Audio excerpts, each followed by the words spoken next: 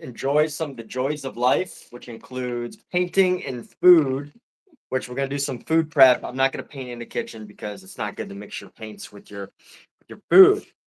But just with everything said, we're gonna get things started. But I gotta put this paintbrush away so I don't mix it up with anything.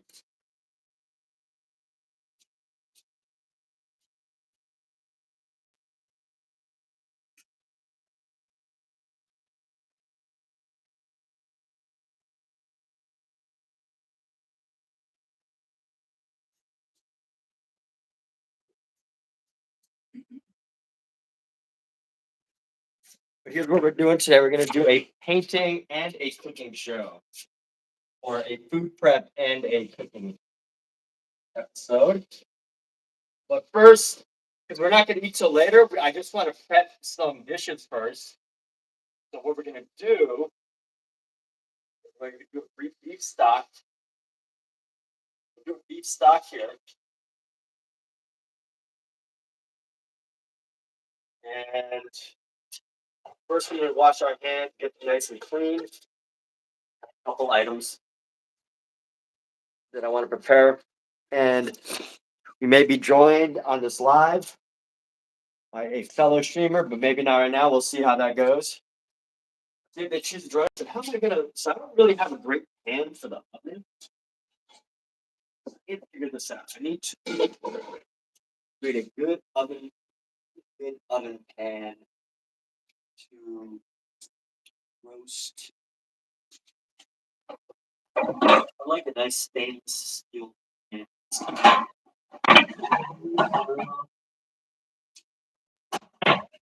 What should I use here?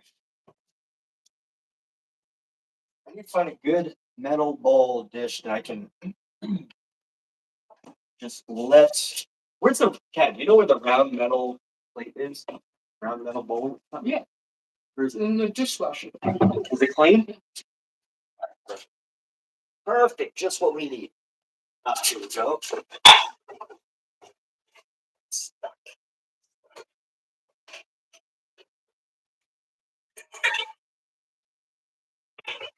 Dishwasher. Dishwasher needs some work. Mert, what is up? How's it going, Mert? All right, we're gonna do some cleaning here. Cleaning. Yeah, there's some substance on there. I love that expanding my live streams to cooking has allowed me to connect with some new people because not only do I get to share in others' joy, but also get to share and bring different joys to different people. And I feel like people that love to cook probably also would love to paint too. You know, it's the act of creating something, right?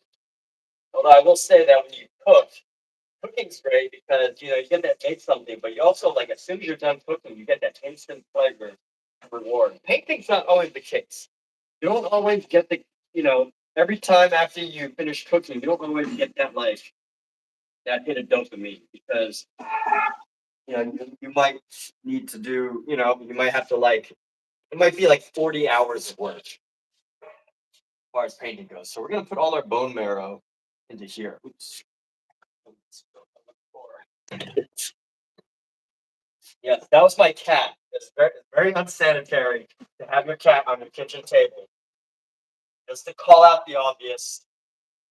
Eventually, I will wash this cutting board, but yes, my cat tends to go on our kitchen floor.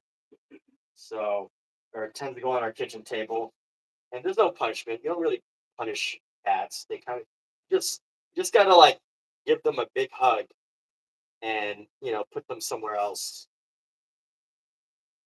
Anyway, this is what we're gonna use for storing our beef. Gosh, if it fits, I hope this fits. This should all fit. And what I want to do is I want to roast the marrow in this thing. So let's go ahead and heat up the oven here. So got this oven, right? Every kitchens have ovens. We got this oven. We're gonna set it to like 400 degrees. So let's see. By the way, I'm experimenting. I've never actually made a very tasty bone marrow, but I'm gonna turn the bone marrow into a stock, like a soup stock. So we're gonna prepare that, get that all ready, let the oven sit and start painting. So this is gonna be a bit of a mixed live stream. But let's see. We're gonna go start. We're gonna go bake 400 degrees of bone. Let me see. Let's see what ChatGPT says. I think it's 400 and something degrees. Oh, 475 degrees. Okay. So we're gonna go 475 degrees. I think this oven's a little weaker, so we're gonna go 490 degrees. Let's go ahead. All right, so let's start prepping this right here. I'm gonna bring this camera down a little bit. I guess it's kind of early to do a cooking stream, but let's do it anyway. So start, and then let's go ahead and start this. Let's just dump all of our bone marrow here. So we've got all this bone marrow, and we're just gonna dump it. Take this bone marrow, just dump it into here. We're just gonna bake it. Oh wait, I need to know. Oh, can I get a single layer? Yes, beautiful. I can get a single layer of this, which is fantastic. All right, so that's the important part. Whether I could get a single layer of beef, because that's gonna decide whether I can, cook all of it at once. That's important. I need to be able to bake it, right? You gotta be able to fit all of it at once. How do I want to marinate this? Let's see. So usually suggested a bunch of vegetables and peppercorns and parsley and garlic. So carrots. So we're just gonna do some onions. Let's just throw some onions in here. Got a lot of onion. Throw some garlic and scallions. Have veggies around. Let's try to see if we get into the shallot.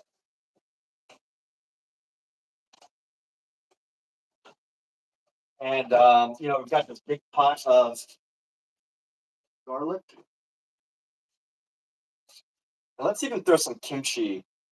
No, what we'll save the kimchi for a different time. We just want the cooked elements of veggies. So I got this big jar of garlic confit. This is basically just olive oil cooked with garlic oil cooked in heavy garlic cooked in heavy olive oil. So that's all that is. And the olive oil just has this flavor of garlic in it. We're gonna use that to cook all of this, and we're just gonna let it all soak in. But more importantly, I need to break apart these pieces. Break this apart. There's some onions in there. What happened to my onions? We need some fresh garlic. So here we go. We're gonna start with some nice. Let's start with the garlic first. We're gonna lay it on. Lay the garlic on nice and thick with a spoon. And the garlic is gonna help to flavor our bone marrow here. Let's just take the oil. Look at this nice thick olive oil here. Just flavored with garlic.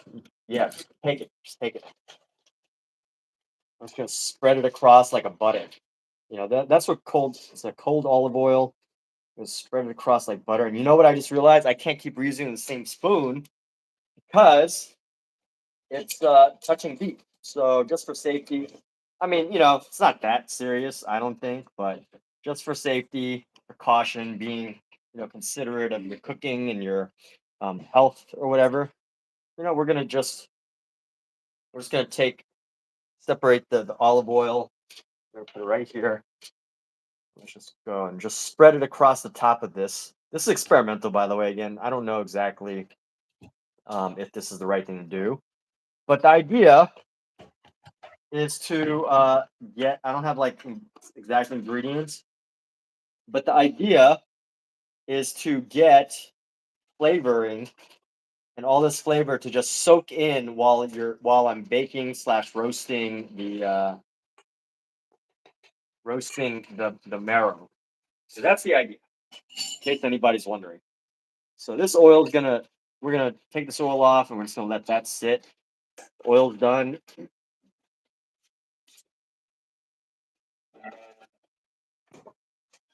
Let's season with some peppers. Pepper.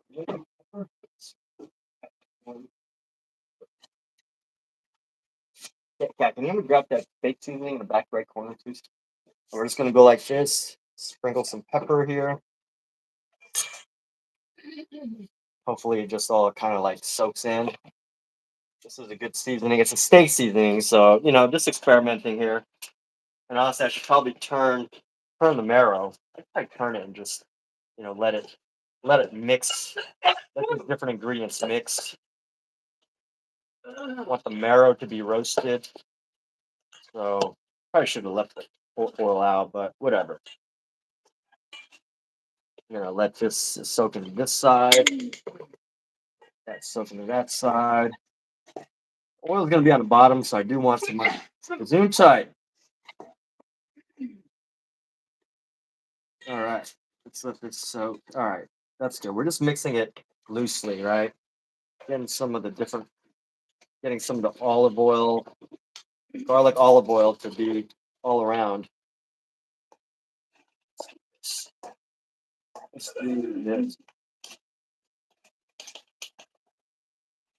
Just spread that all around, nice and juicy.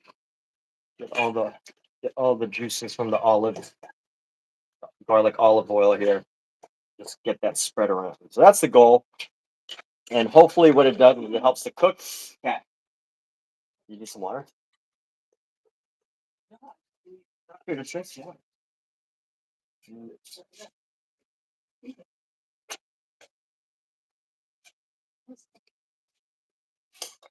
All right. And anyway, let's get this olive oil nice and spread. And now let's throw some of our onions on. We need some shallots and onions. So actually, no, we need fresh garlic and scallions. So let's break apart some of this garlic. So this we did the other day, the garlic cutting. And basically that's just so you have some ready at any time. You freeze it, throw it on here, and now that's ready to go.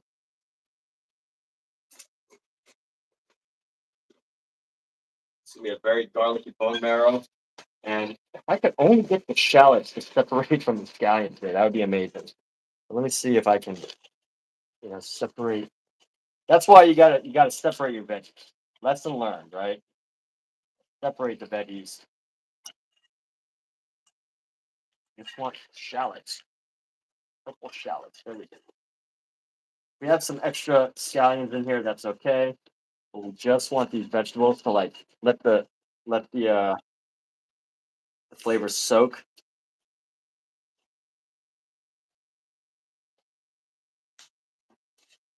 Now let these onions soak in here. Get it. Onions separated right there. Frozen onions. And there we go. So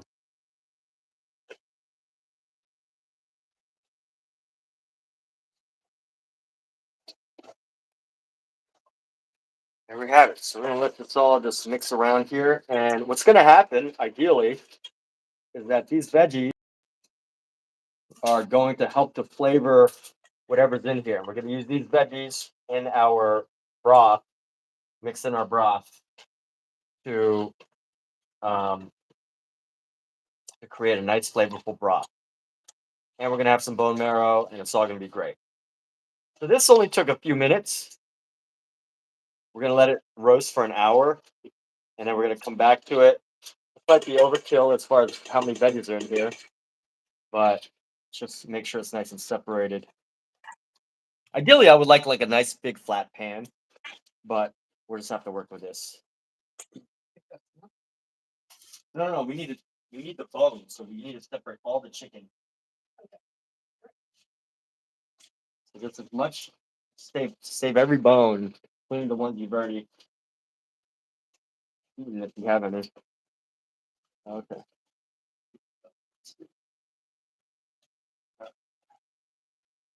Just let this all linger around here, and that should be good. Throw some more pepper on there. Let's throw some miso on top too. Miso is a wonderful, wonderful food.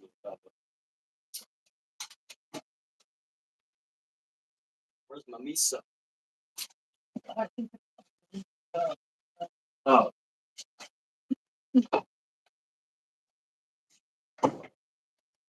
throw some miso on here too, huh?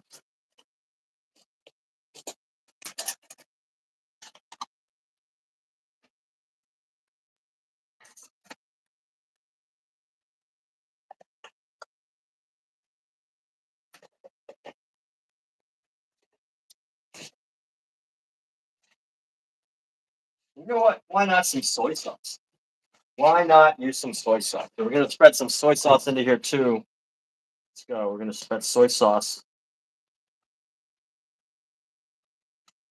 to let the flavors sink into our bone marrow.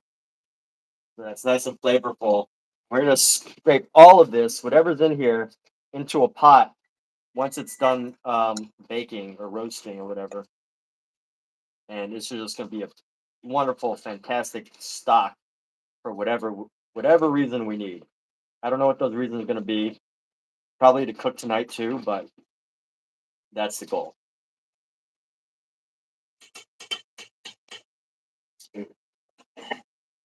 So presentation wise, this is just a bunch of flavors, right? It's just a bunch of flavors for stock. And we're just gonna dump this, put this into our oven and see what happens in about an hour or so. Excuse me.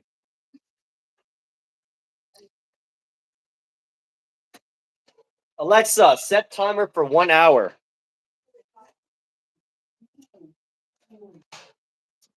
All right, so we're gonna go pink for an hour, and then we're gonna come back to this.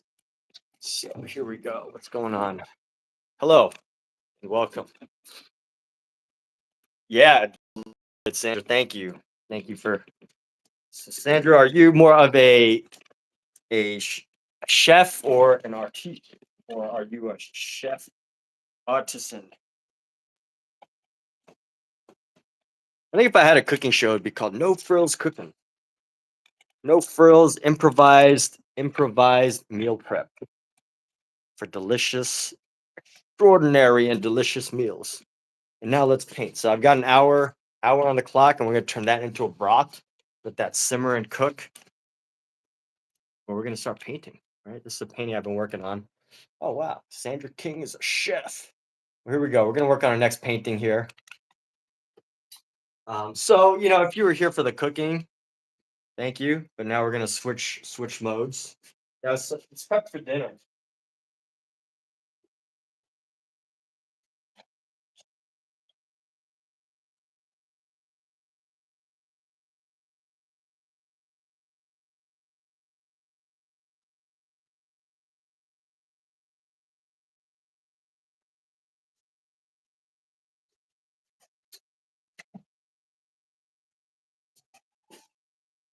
So Sandra, out of curiosity, what are some of your cooking secrets, your cooking thoughts?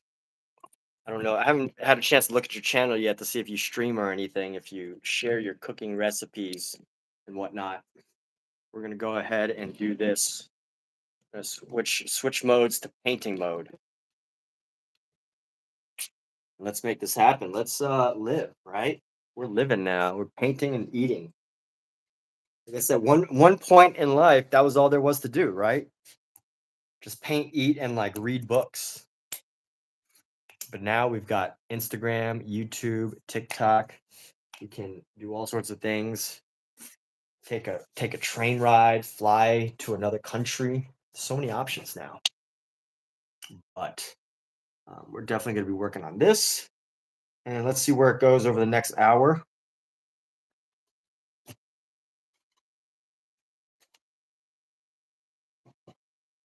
At minimum, I want to be able to get some progress on this thing. And you know what? I can actually zoom in, right? We learned this last time during our last stream that I can actually zoom in. So let's see, how long did that take to prep that? That was about 15 minutes to prep all that. So we're gonna get straight to the painting now.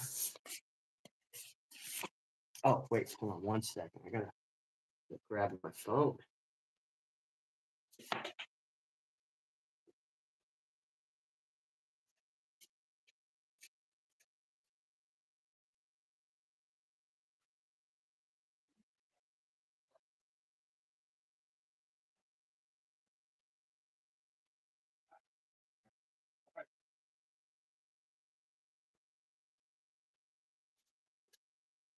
Do what's easiest.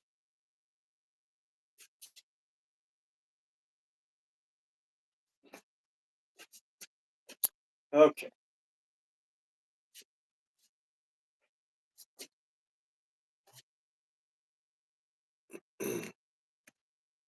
So painting and art. Don't do them in the same room because you don't want to mix your paint and your food, but you can do them in separate rooms.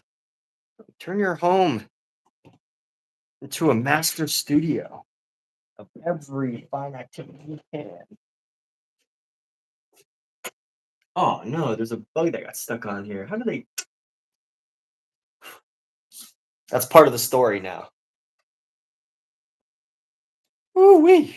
Strong smelling paint in here. My goodness. Oh gosh, I gotta turn on the fan. That's why it smells so strong right now. There's no fan on. Like this. Opening up some supplies right now. That's all. Okay. Where'd that brush go? I swore I brought that brush back. Ah, here we go. Okay. What do I do? Switching modes can be kind of difficult sometimes. What do I need to do right now? This is plugged in. Oh yeah, I need to turn the fan back on. No fan, it just starts the air.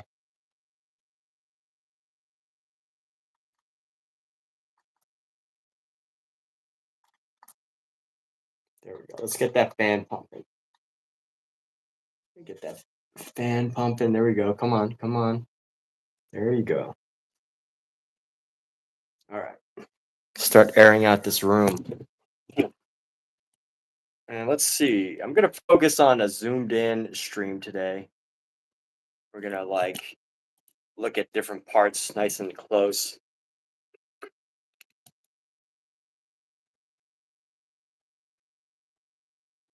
Let's see. What do I want to focus on? I think for today, I want to focus on some of the hands and the face details. Actually, no. Let's see if we how much work we could do on his face. Everyone can see. I'm gonna zoom in so everyone can see just how you know good or bad it looks. That's one thing about like art is sometimes the experience of painting from a distance can be so different from seeing the painting up close.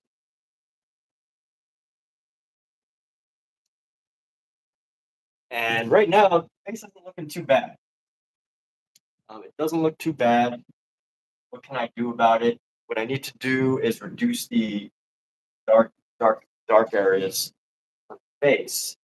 See if I can find a good brush for that. I just want to get a good brush for that. Nice, small, delicate brush.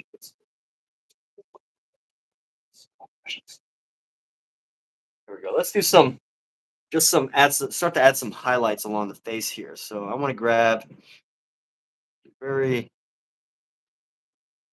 nice like light shadow. It's just too dark on his face right now. So we're gonna go with a lighter gray and try to find like a nice light gray here.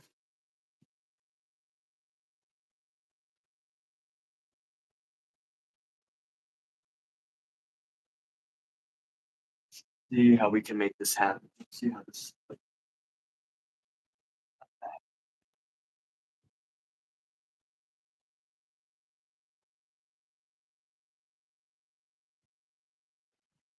maybe even a bit of yellow.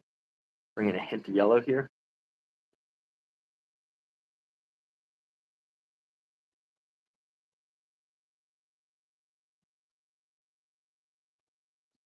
Yellow, some extra white. Like it's okay if he looks kind of sickly, because he is. He's dead, no longer living. Just gonna go in and get these nice little tiny details.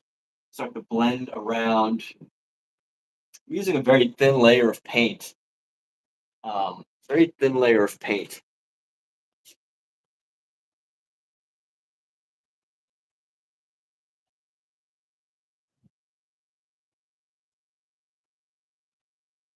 Very, very thin layer.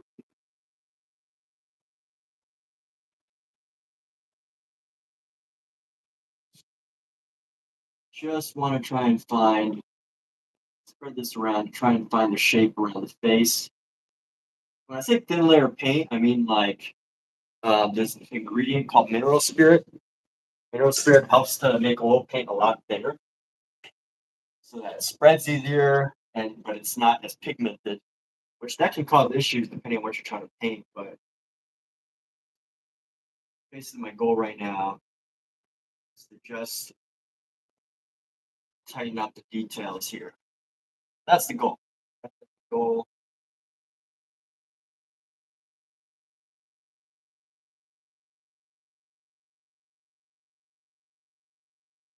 I want the color to be overpowering. This fan is way too strong though. Need to reduce this fan just a little bit. Let's see, one, two, that right there.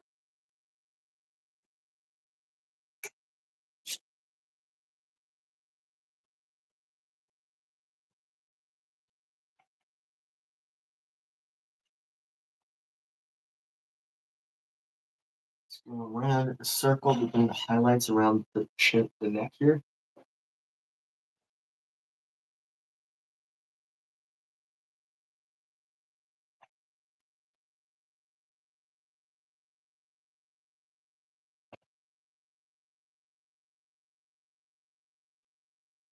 And it's the time to really kind of get quiet. Start to get quiet around here. Let's see. So we're gonna get an ear going, like right here. Super like just basic design of an ear, just an idea of an ear, not a real full rendering of an ear. Let's go like this.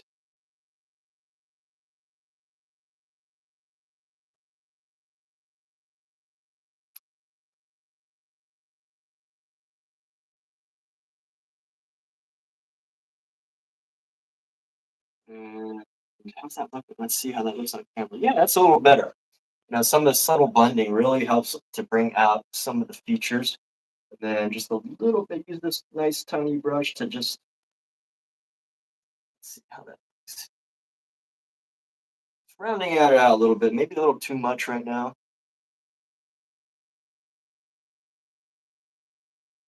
What's that highlight right? Highlight's interesting. All right, this mouth is looking okay. Let's add a little bit of highlight underneath the lips here. Create some separation in the chin.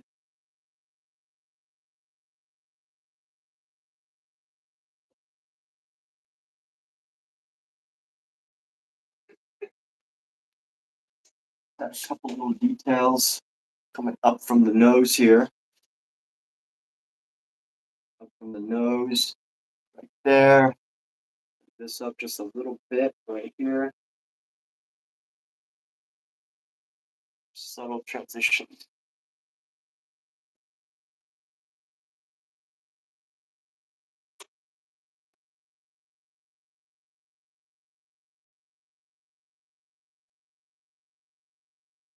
You know what? I want to dull this color down just a little bit. So I want to bring in some gray. You're gonna mix some gray into this color. And the gray is gonna help us dull down, reduce the overall brightness of this.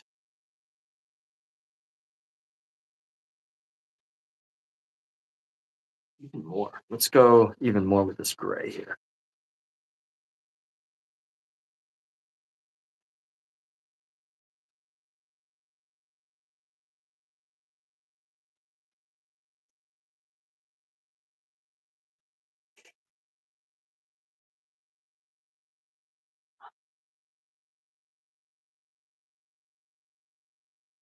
And the thing is, I know that what's going to happen with wet paint, right? Like I have this wet paint on here, and if I use the wet paint, it's going to mix in with whatever colors underneath, right? So that's the process right now, right? This is a process of blending the colors that are already on here um,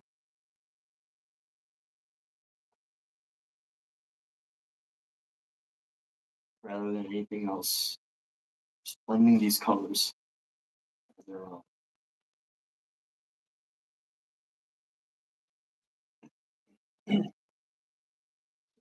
down here.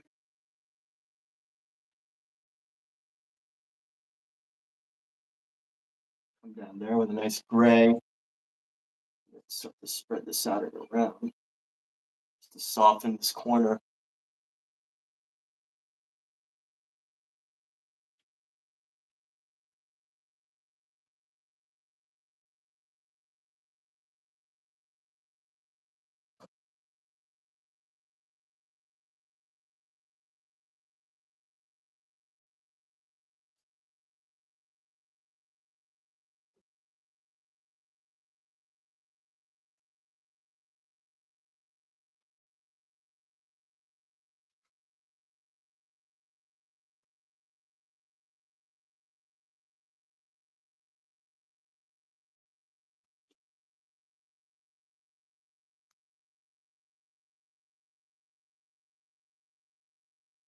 maybe a little bit less highlight onto the eyebrow. So we're gonna go in just ever so gently and try and reduce the highlight here. It's just so bright.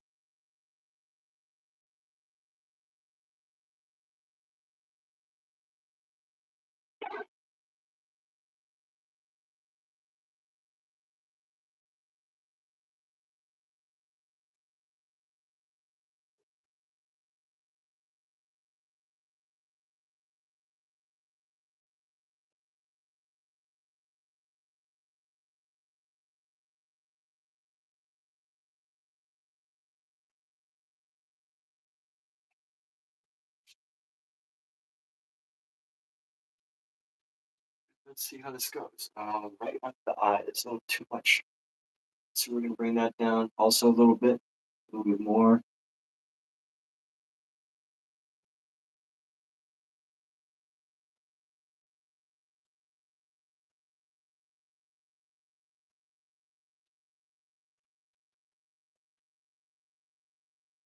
Wanda Williams, thank you, Wanda Williams. Thank you.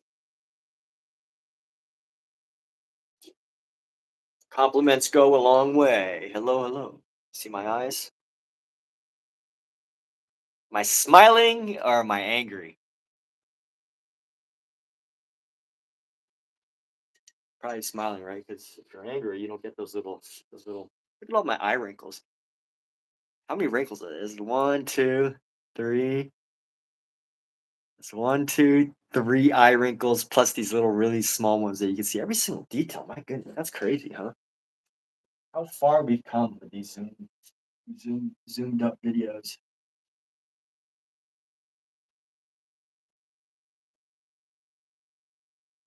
Yes.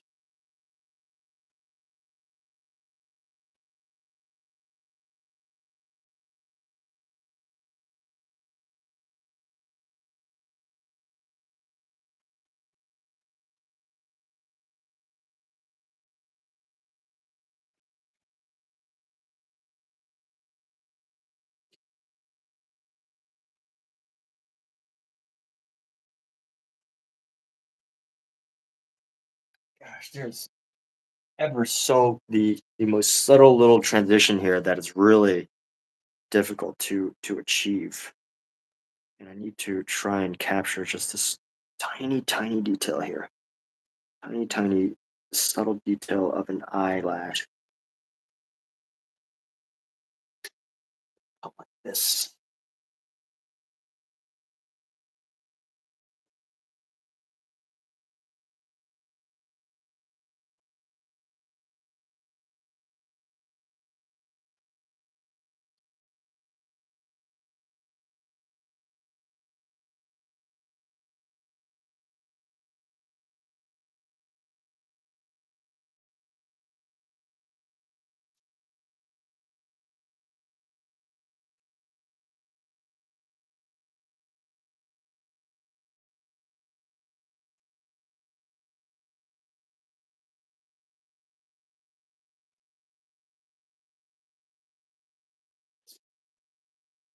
Looks like it's cut off.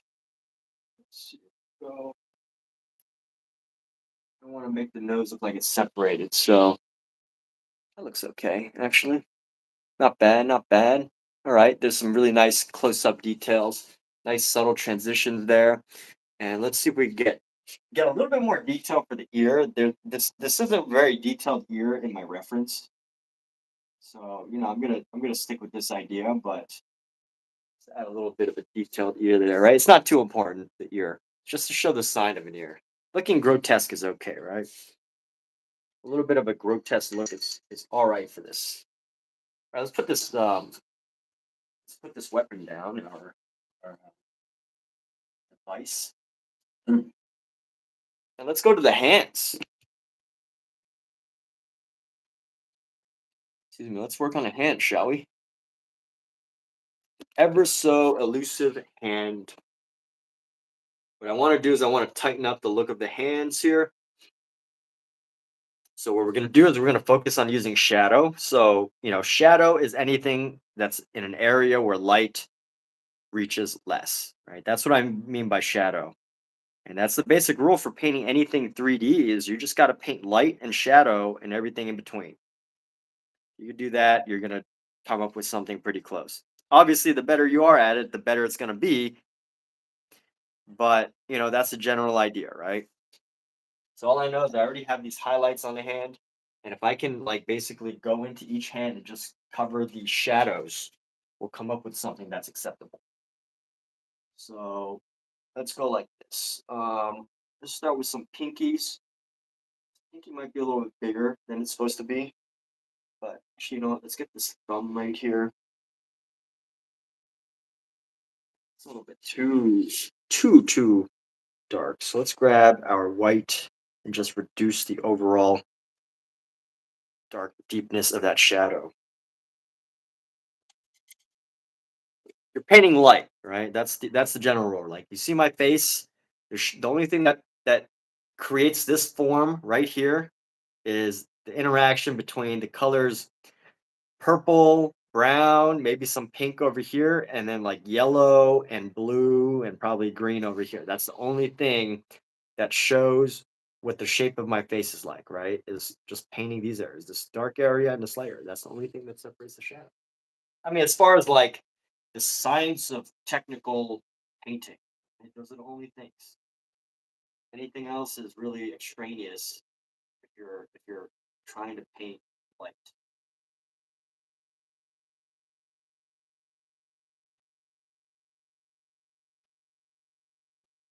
Of course, the better you can do it, the better. But all comes down to that light, light and dark.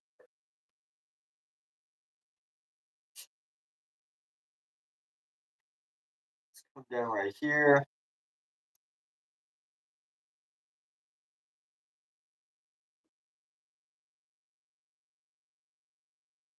Nice finger. Trying to think of how big the finger should be. So I think each finger that's like one full size of the palm. So the finger should be one half of the palm. Let's see, one finger size of the palm right there. One half. All right, maybe a little bit bigger on the fingers here. Cat.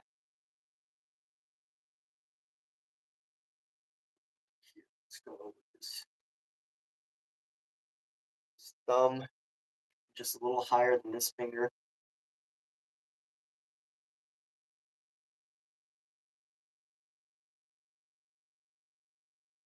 You know what? I can make our fingers just a little bit fatter, a little bit thicker.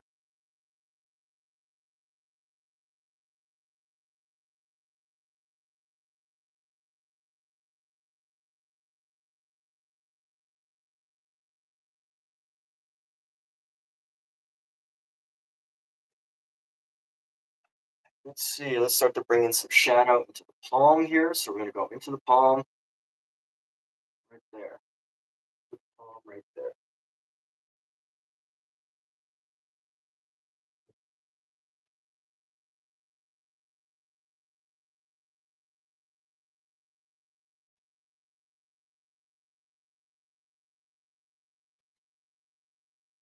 Uh,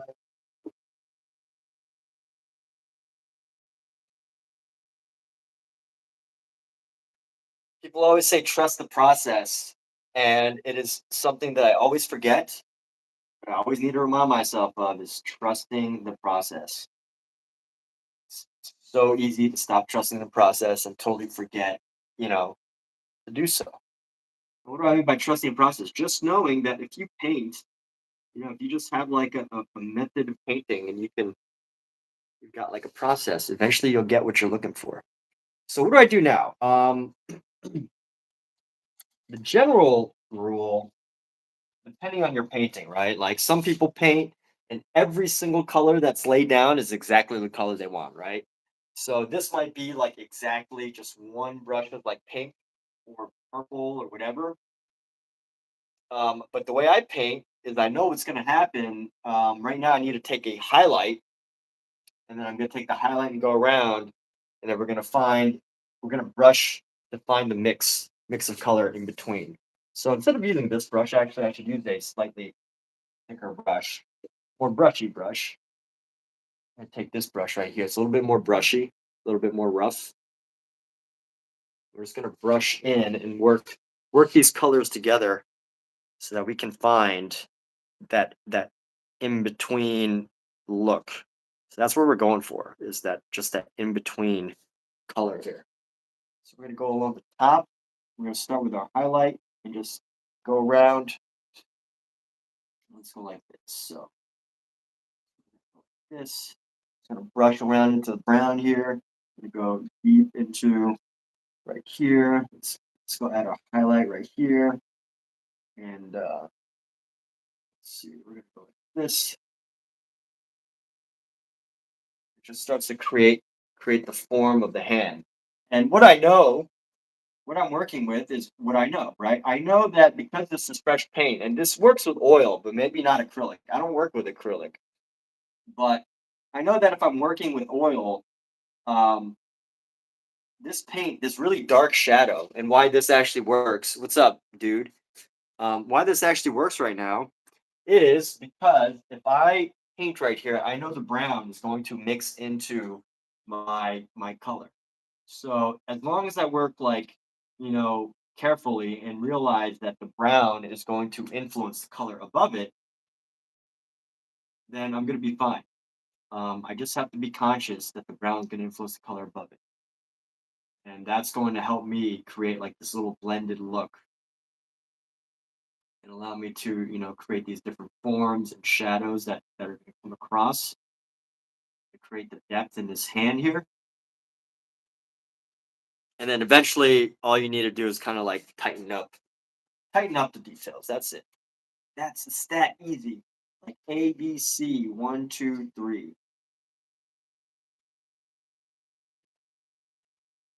Easier than A, B, C.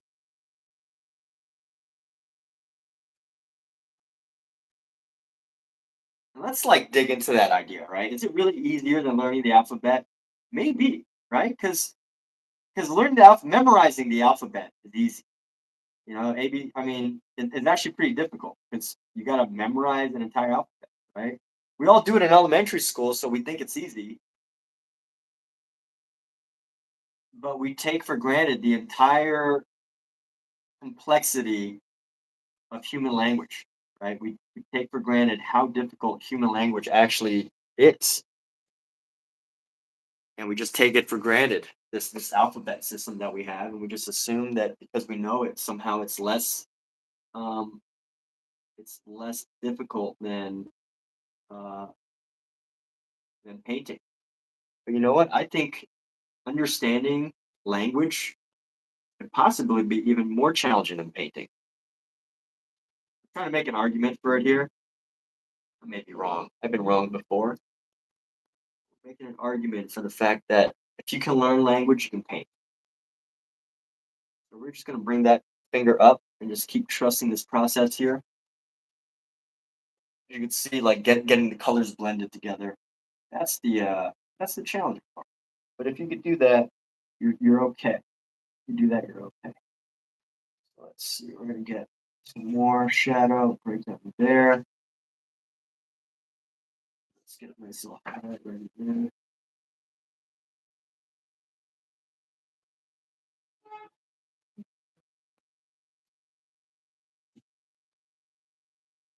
Let's start to shape it with an even brighter highlight. So we're going to take a brighter highlight. We're going to take like a white, almost white, very close to white. And we're going to go like this. So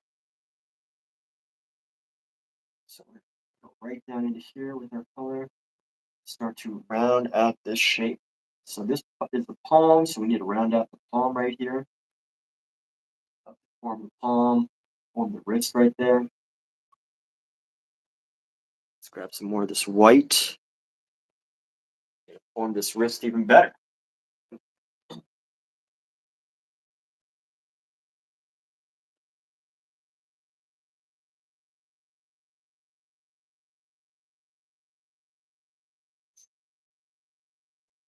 Let's go like this.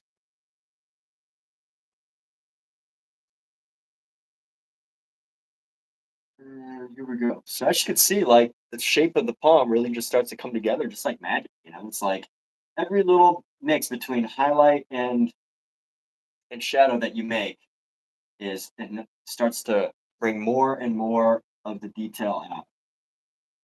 And there's definitely some people who are better at this. Definitely a lot of people that are better at this, but you practice and somehow your own style, your personal choices, all of these things become part of the artwork. And that's great, whether it's perfect or not, right? So bring this down. Still might be a little long, but that's okay. We're gonna come down thumb right there.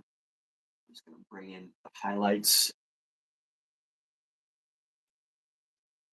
Let's see how we can use these colors along the edge of our figure here to add some different dimension to it. We got some highlights going to here.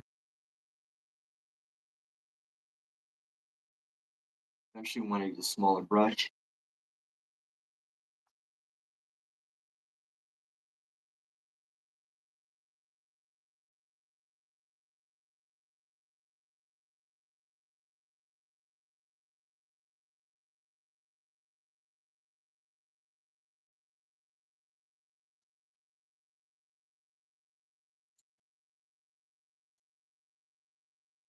You can see my inner soul from this camera angle?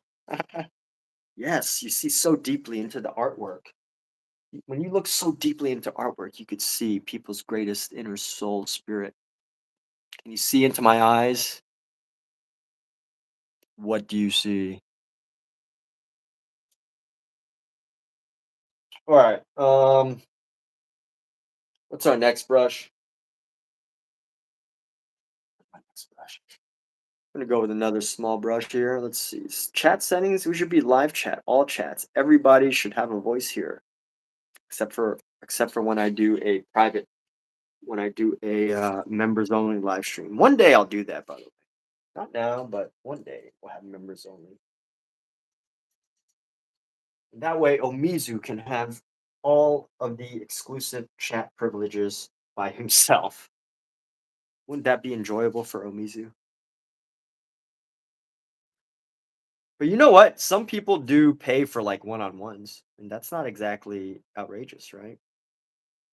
But the only thing is Omizu knows how to paint, so he's not actually learning anything. He's just supporting the work. So yes, thank you, Omizu. So right now, adding highlight into this pinky.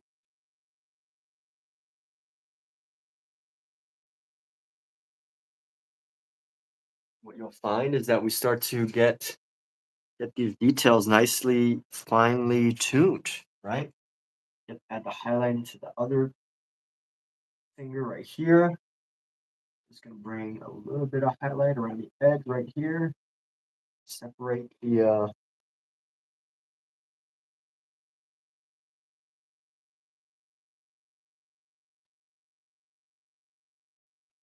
separate some of these things.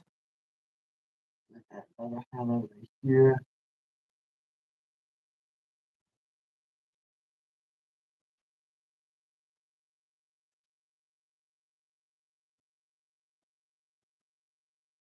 These fingers are a little chunky, but that's all right. Let's get right there.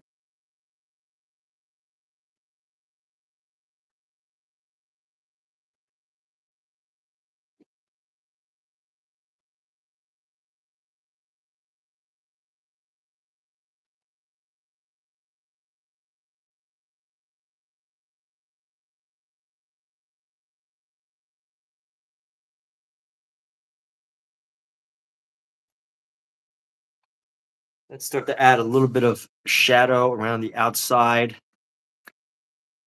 I probably need to get like a nice wrist rest for myself because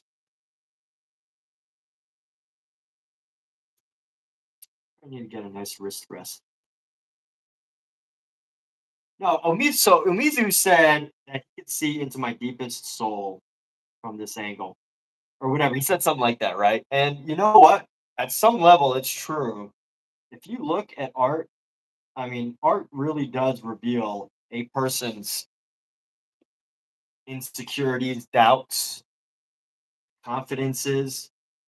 All of these things are revealed in an artist's artwork. It really is. And that's why art can be so vulnerable with some people. You know, some people just say, "Oh, well, it's so vulnerable sharing your work," but you know, there is a truth to that beyond just trying to make up beyond trying to make up like a sad story to get people to like your artwork, right? Like, there's a truth to the vulnerability and the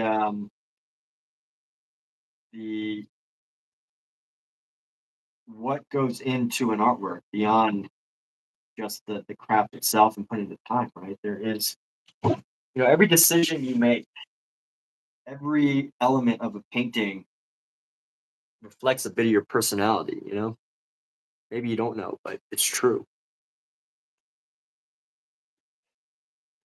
For better or worse. For better or worse. And I'm gonna paint this other hand now. So we're gonna start with the shadows on this other hand.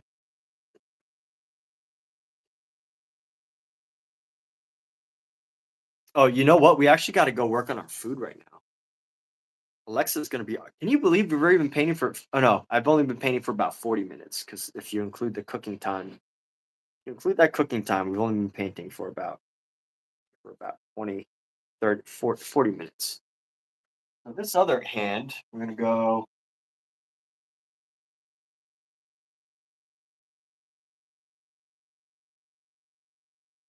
We're just gonna improve this over time. That's it. Gonna improve this over time. This painting. Mizu says he's always learning. What a fantastic way of living life, right? Always learning.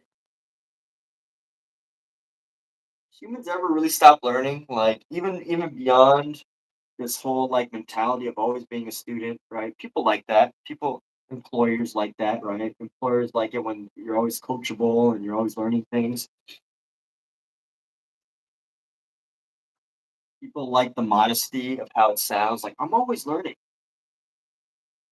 But I think beyond like like the speaking of it just to say it to sound like, you know, socially acceptable.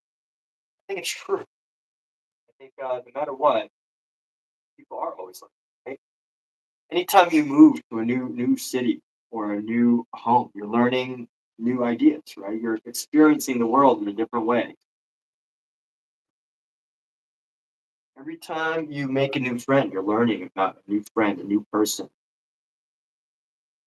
Every time you mess something up really bad with your significant other, you gotta like fix your mistake. You're learning how to improve a relationship or work on something that you should have been working on.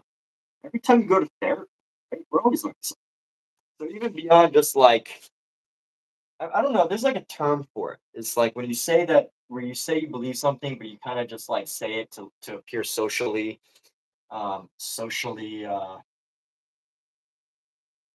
what's the word I'm thinking of? Like you say things just for social approval, but not because like you're actually in it, right? Not hypocrite, but something else. Think of another word. Um, I don't know if I remember it, I'll get back to you. But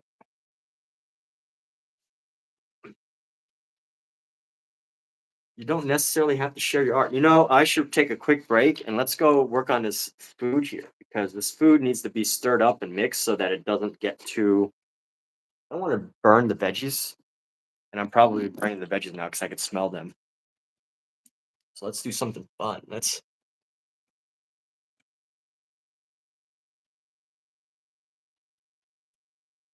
say things to keep up appearances. Yes. Yeah, I say things to keep up appearances. Everybody says things every day to keep up our own appearances, right? It's just normal. It's natural. Alright, so this is gonna be like a downward view of the oven here because I don't feel like resetting it for our other stuff.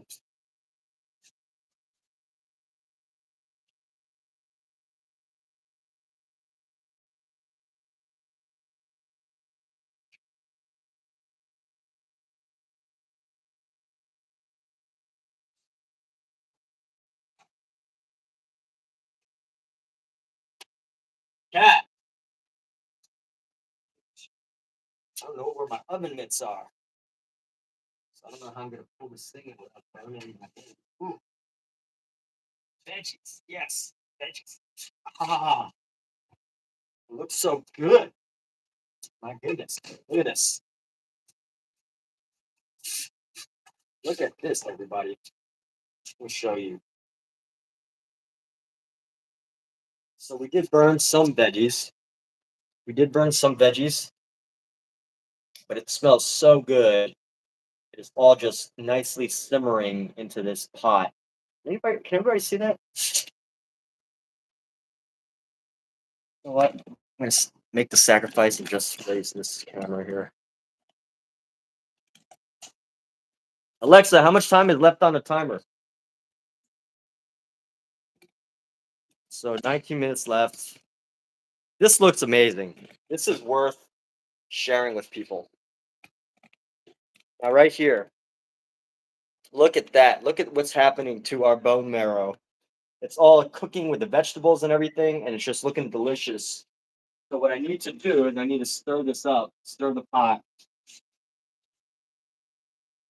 Let's just stir up the pot a little bit. Stir this pot, stir some of the ingredients, mix the vegetables, swap the sides of them. Let the different sides simmer. And ultimately, all of this is going to be going into, the our cooking pot eventually. So, we're just going to let these flavors just absorb. I actually like the flavor of burnt vegetables, by the way. I think burn things actually add a lot of flavor. So we are going to let this simmer. Let's just flip this and try to flip some of these. That's the goal. So I'm trying to flip them. And this would make a great appetizer, by the way. But we're gonna use it for bone broth. The most delicious bone broth we could possibly imagine. It smells so good right now. Oh, this is just amazing. So incredible. I wish I could share the smells with everybody. That's the one thing that technology is missing is you can't really share smells with people. It's just like it's the one shared experience that's really hard to have if you're not in person. I mean, of course, aside from physical contact, right? But physical contact, I think in the future, they're gonna actually make stuff up like androids and robots and all that. Like we already have, that type of those movies, right? People having relationships with robots. People are gonna be replaced. But in the future, unless you have chemicals, right? I think the only reason why we can't have share the sense of smell as a shared experience is because chemicals, right? What is a smell? It is a chemical odor of food, being mixed. So all I did was I flipped our materials. I'm gonna scrape some of the vegetable particles. Scrape that down. Actually, no, I should probably scrape it up. Don't scrape it down, scrape it up. Just scrape it up into onto our pieces here. Let's scrape it up rather than down. Don't scrape down, scrape up.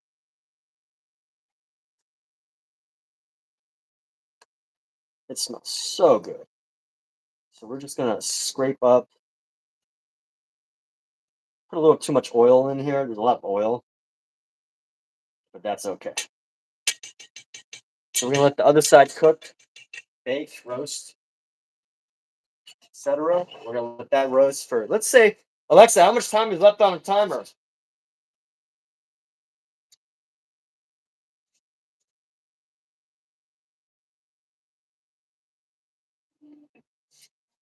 Yeah.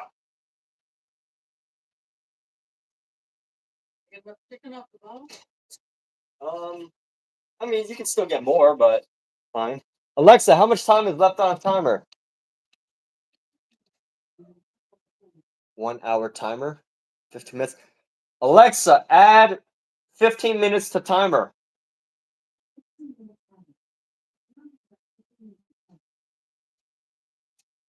Alexa, subtract 13 minutes from timer.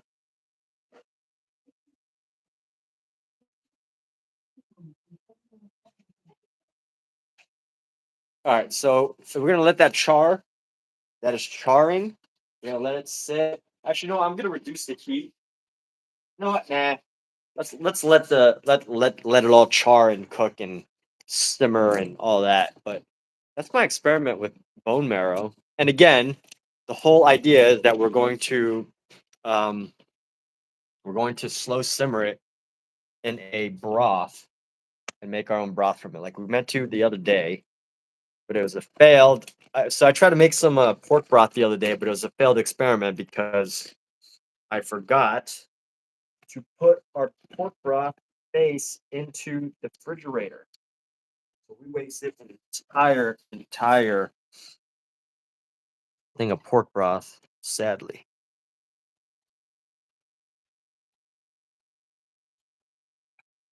But let's get back to painting, huh? Let's do it. This is my day, painting and cooking. Isn't it wonderful? This is what I'm able to do on my day off. This is a gift of life.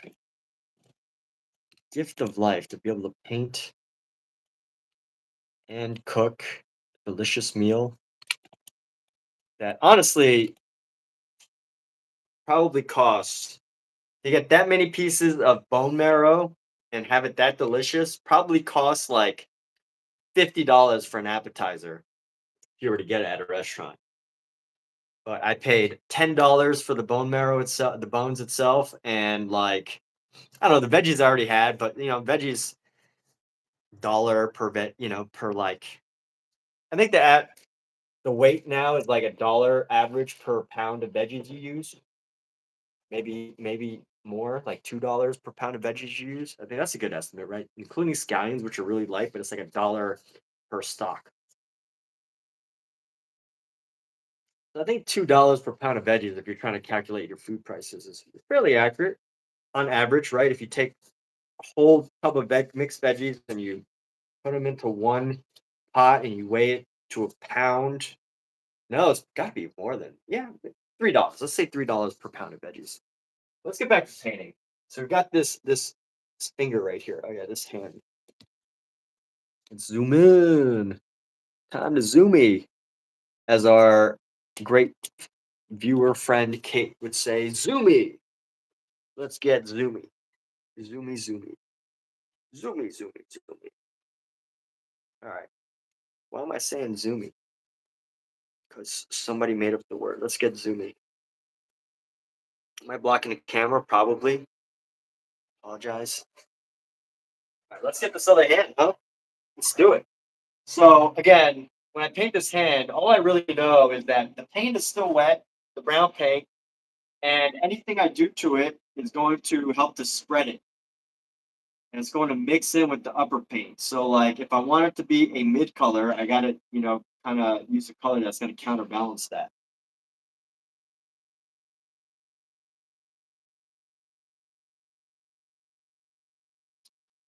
We're gonna go counterbalance, counterbalance. Thumb is gonna be toward this side.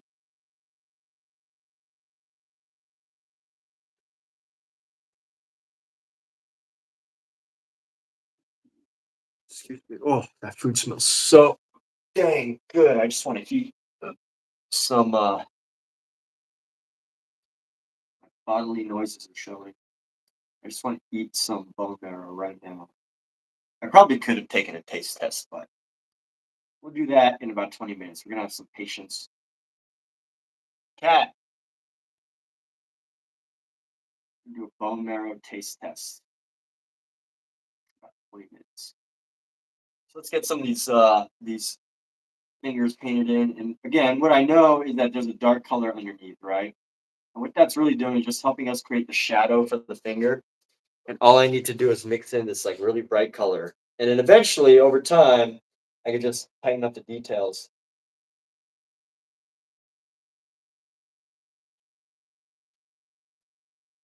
But for now, it's just about building these little sections up. So let's see what's this next area. We're gonna go here.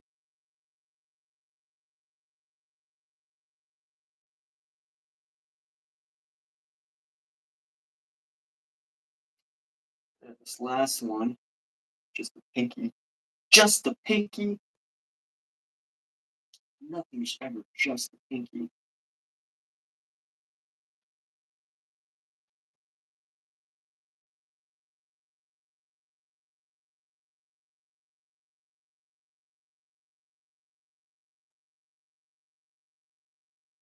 And let's add a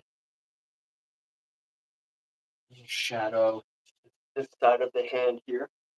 So we need to create the shadow along the edge of the hand so that we can obviously create a nice thumb.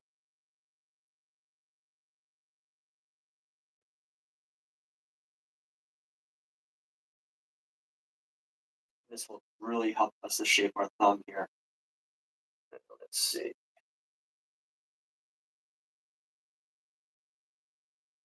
Yeah, you're gonna be here in about 20 minutes. Let's go grab our white highlight. We're gonna try to find this thumb. We're gonna create a thumb.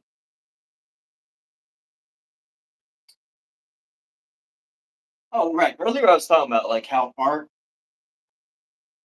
you can totally that's why I think art is such a powerful medium. If you explore beyond just like um figurative artwork. And when I mean figurative artwork, I mean like artwork that's like realism, like this. Although, you can still find certain revelations of humanity in a painting like this. But what I mean is that what I mean about like finding people's understanding people's insecurities, like if you see figurative work and it's super tight, it's super clean, it's super technical, they might have a fear of getting too creative, getting out of the box, doing something wrong, If artwork is super abstract and wild and wacky and free, they might have an insecurity of like of being boring. Deep down, they need to be so interesting because they feel boring, right? So, and I'm making this up, of course. This is not a highly researched observation. But I'm just talking like what the possibilities are as far as how art reveals a side of us that maybe we don't want to talk about. Right? That maybe we're afraid to let others know. But with art, you're able to, whether purposefully or not purposefully, explain to the world like who you are, to share with the world who you really are.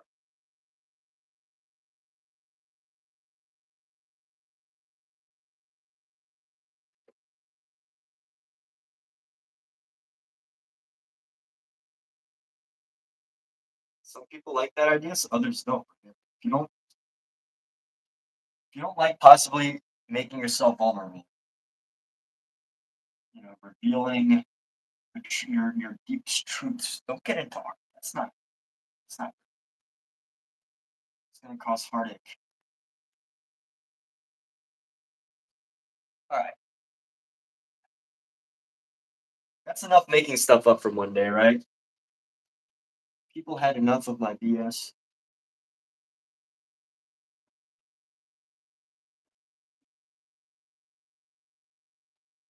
Is what I'm saying true? Possibly, but like observe for yourself, right? What does everybody think? Does art reveal your insecurities? Does art reveal a lot of truths about the person making the artwork? Can it? Not. Why not? Why not?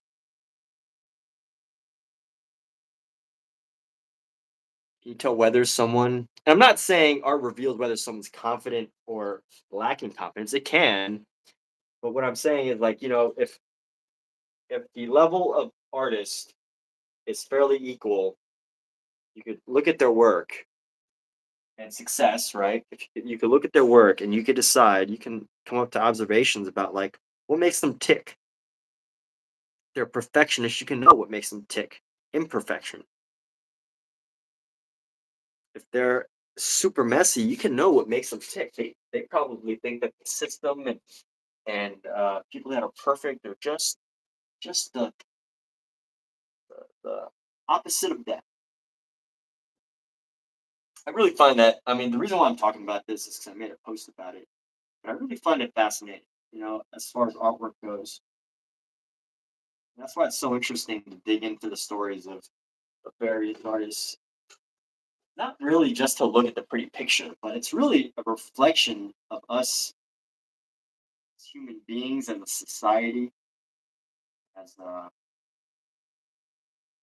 what we choose to show the world, what we don't choose to show. But it's the artists who put themselves out there and help us to see.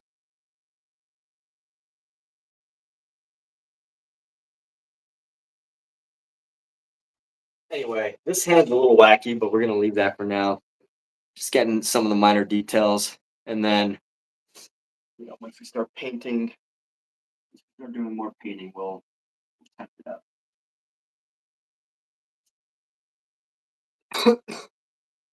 Alexa, how much time is left on the timer?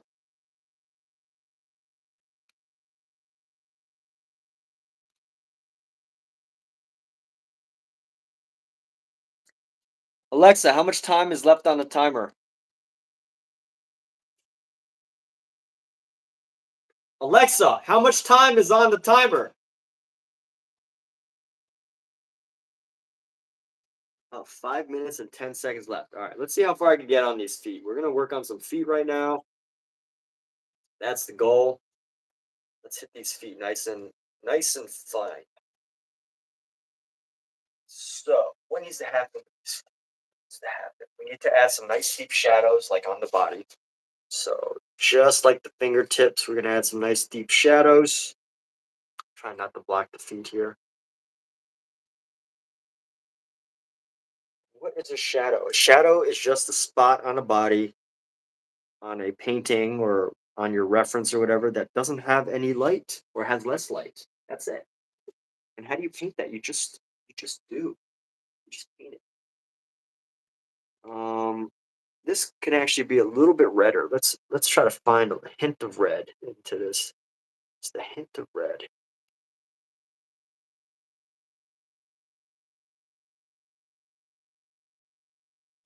Hint of red. It's not gonna hurt anybody.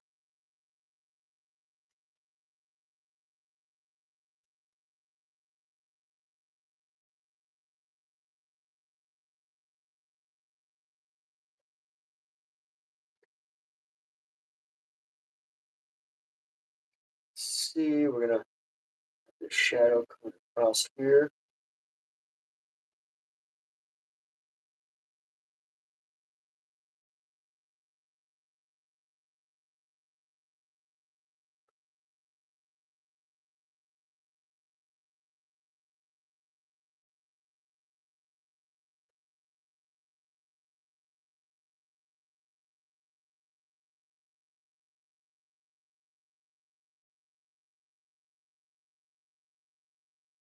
Get this a little wetter. Sometimes the paint can be a little ineffective.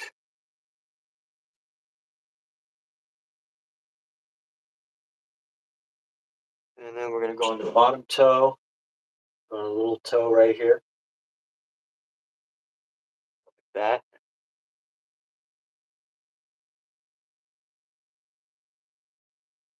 Let's actually bring this color around. How's that foot looking, right? Foot's looking okay. Just gonna bring this color around. Bring that around. Bring this around the back of the heel right here.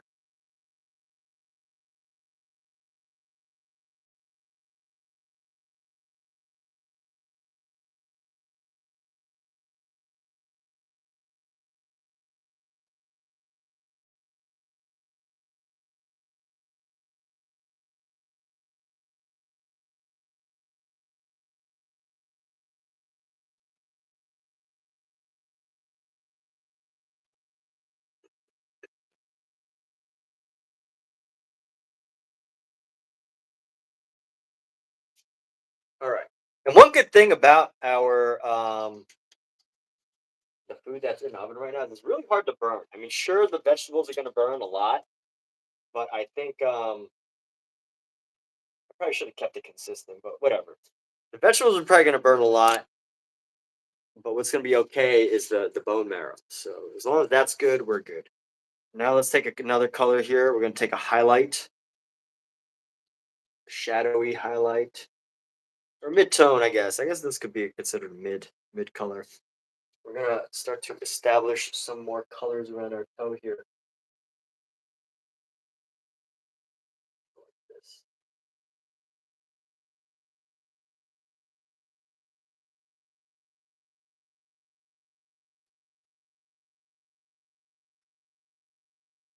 The aim really is to just start blending these shadows up to another layer. Just create a blending effect, right? Just to blend it around.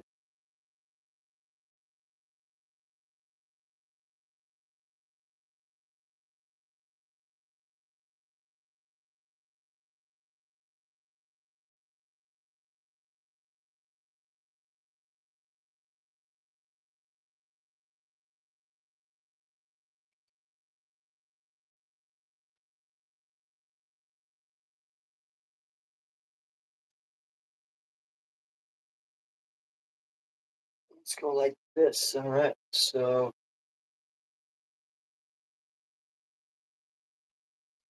this.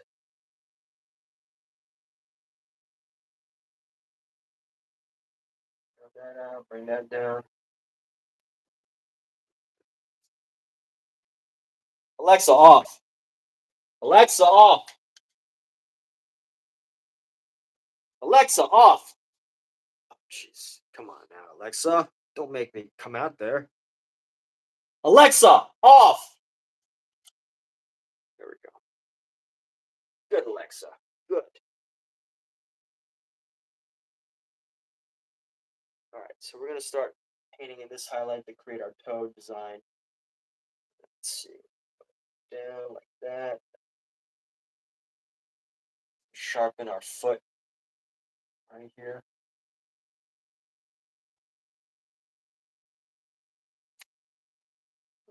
Create an ankle. Let's see, ankle's gonna be right around here.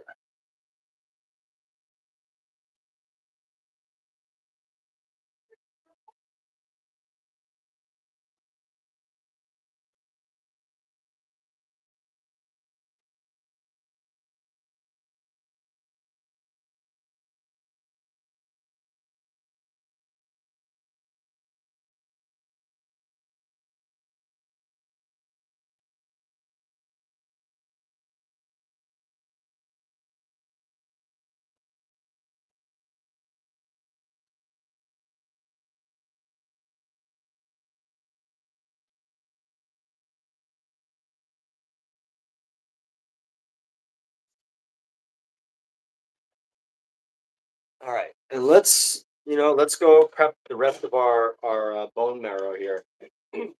Let's actually try it. Cat, yeah, ready to try some bone marrow?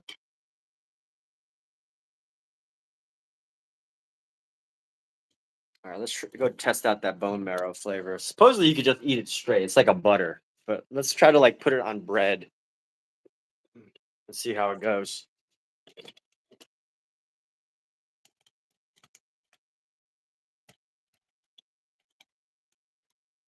All right, we got to turn off the oven here. I'm gonna turn off the oven. Oh, it smells so good.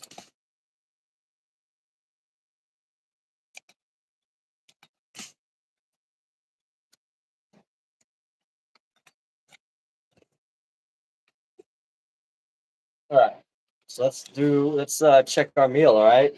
Well, this is our meal, but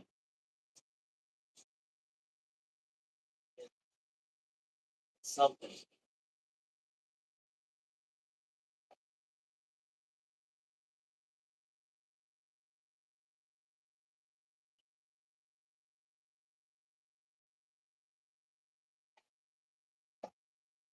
All right.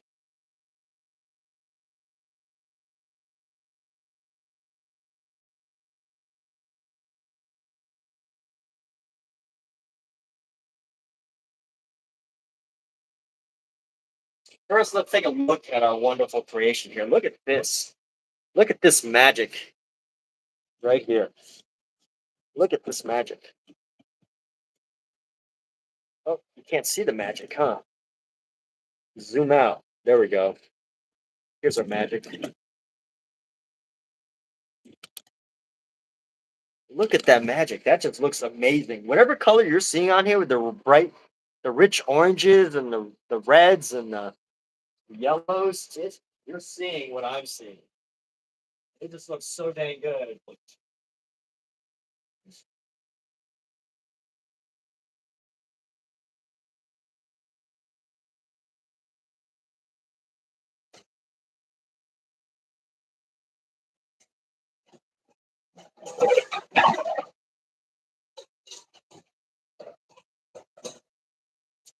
What we're doing next is we're just gonna take this and put it in a nice big pot and cook it.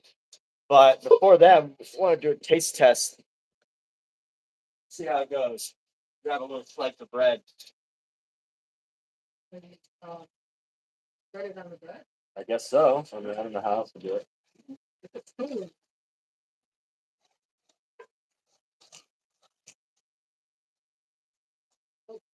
Hmm. All right, so here we go. A little scoopy spoon. Look at the green this. Little teaspoon. Not small enough. It's not small. No, it needs to be smaller. Okay. All right. Okay. Come on. All right, so let's do this. Let's scrape out this little bone marrow. This little, even this isn't small. Oh, there we go. All right. So that's what little bone marrow is. Let's scoop that out. Here, you take that as the first taste. Okay. You got to eat the whole marrow. Oh, you lost the marrow. Oh, Why did you take you lost the marrow. That's the whole point. Yeah, you're supposed to eat the marrow, not throw it on the floor. Slip off. Mm. Good. All right. Mm. Wow. Oh my God, it is so good. This is like, this is really dang good. I gotta say. Hold on.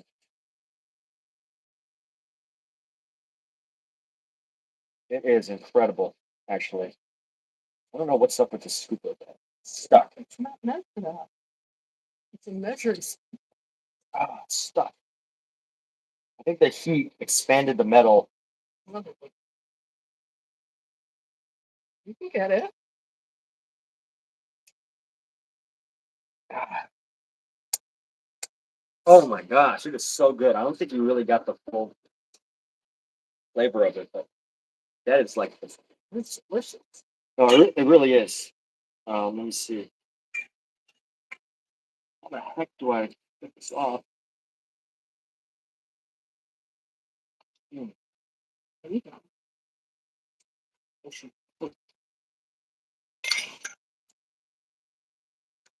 Let me try to push it out the other end. It's the process. All right. So this is the bone marrow here. Oh, look at that. It's just marrow. But here, take a bite of it. Oh, wait. Gotta do it for the camera. Are you okay being on camera? Yeah. I'm gonna take a little. All right, there it is. She's gonna take a taste test with the bone marrow. Oh, look, right there, right there.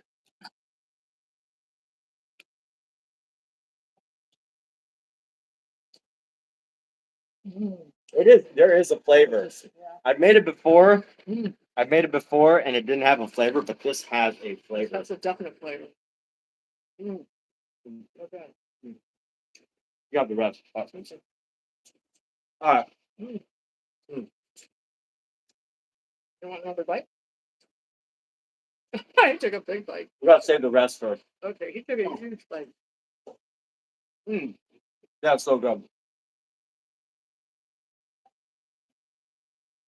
But Sadly, we're not going to be able to use all the marrow for just bread and stuff.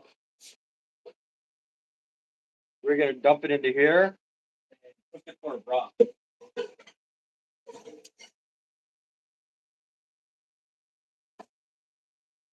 So although this is clean, I'm going to double cook it.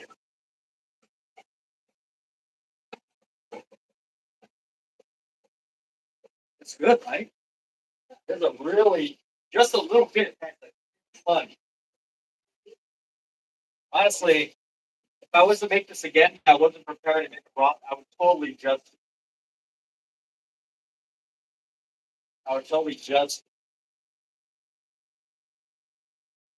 make it as like an appetizer. That is so good. Wow. Huh? Oh yeah, yeah. We're gonna take the chicken bones too. Yes. And we're gonna mix some chicken bones and some of this rib bone. Okay, do you want a little bit more on that last piece of bread? Let's try to get Cat just another scoop of this. Delicious,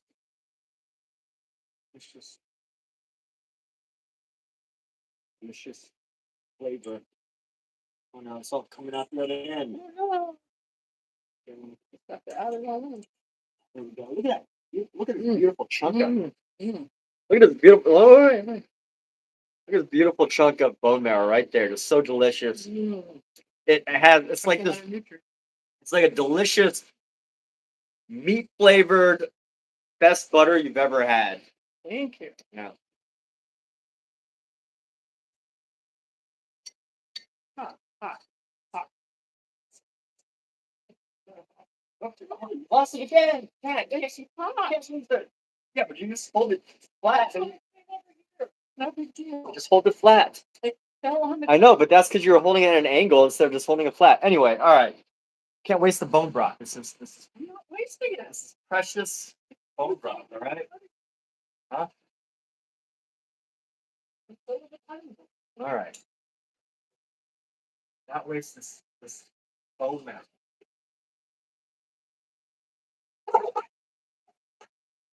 All right. Anyways, here's what we got right here. We're gonna take all of this material. Not lose the bone marrow. The whole point of the whole thing. All right.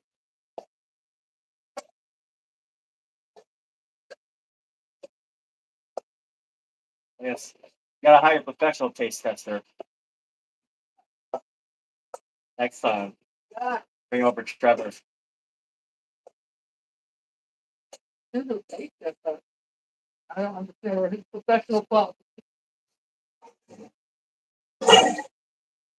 Well, yeah, no, never mind. Anyway. All right, so here we go. We got this nice big,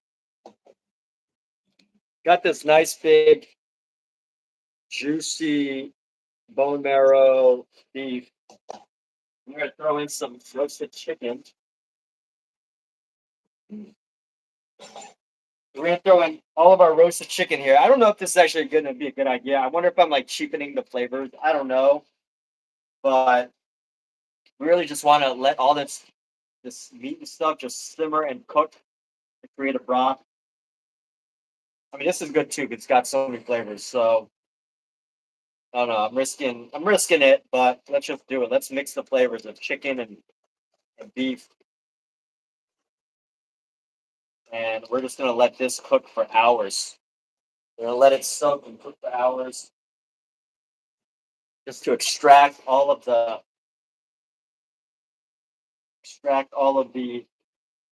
flavors and everything.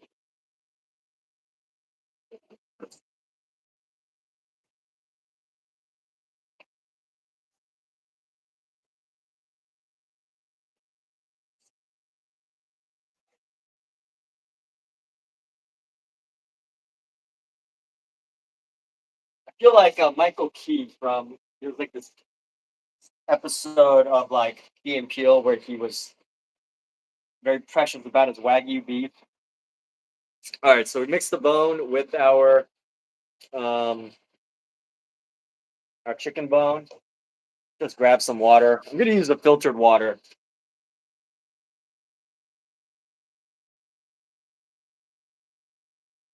Half filtered.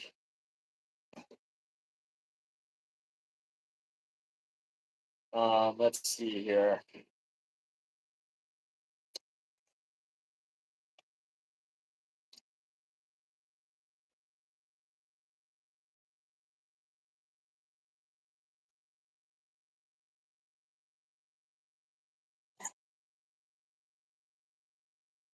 You know what? I'm gonna use some sink water. The benefits of living in a United States is you get to use water from the sink for your food.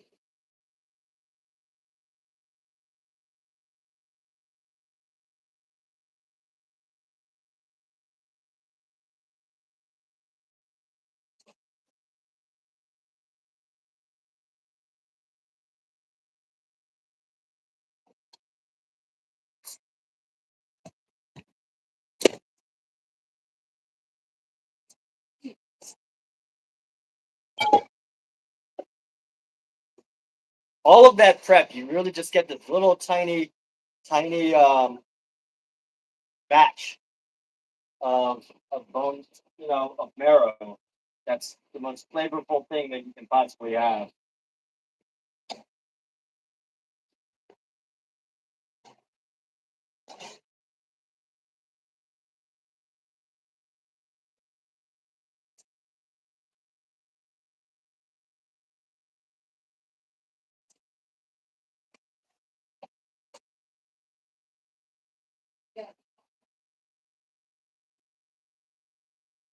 All right, let's stir this pie a little bit. Get a little stir pie. Let's stir it with a spoon.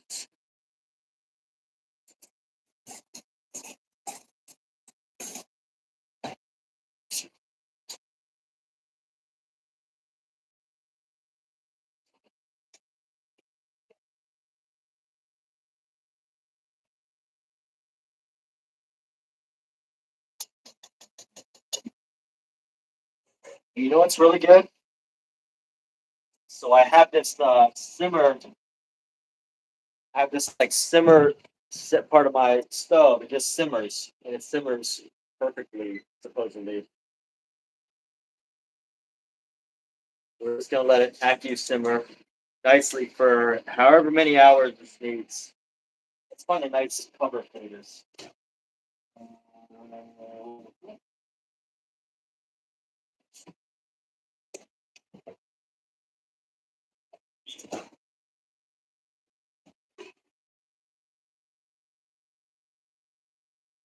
Let that simmer for however long on like a low heat. We'll probably leave it there for hours, maybe a whole day, depending on how the simmer goes.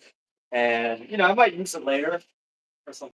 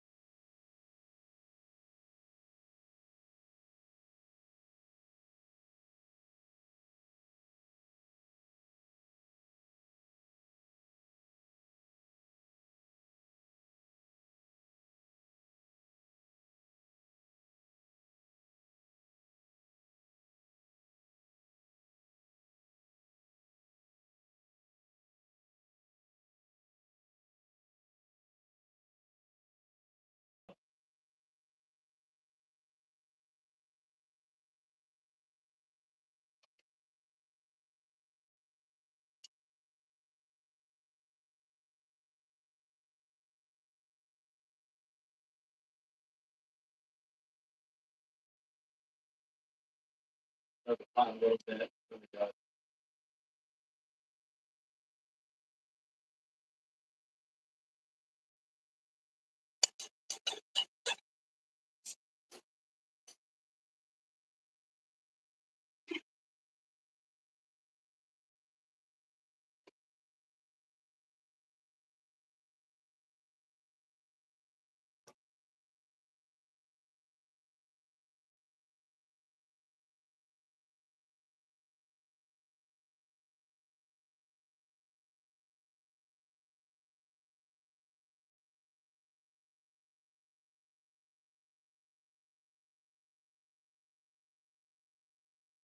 All right, let's get this cooking. Let's see. Simmer. We simmered on a medium heat. We back? Oh, that's reinstalled? Yeah, I guess so. All right, and let's see. We can let that simmer as long as 24 hours, but we're just gonna let it simmer for. I don't know. We might try to make some dinner with this, or I might cook another pepper steak like last night. But let's get back to painting.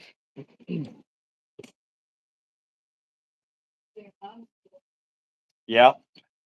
Well, I don't know. Maybe I don't know who's still on. Who stays on? All right, let's paint. Back to painting.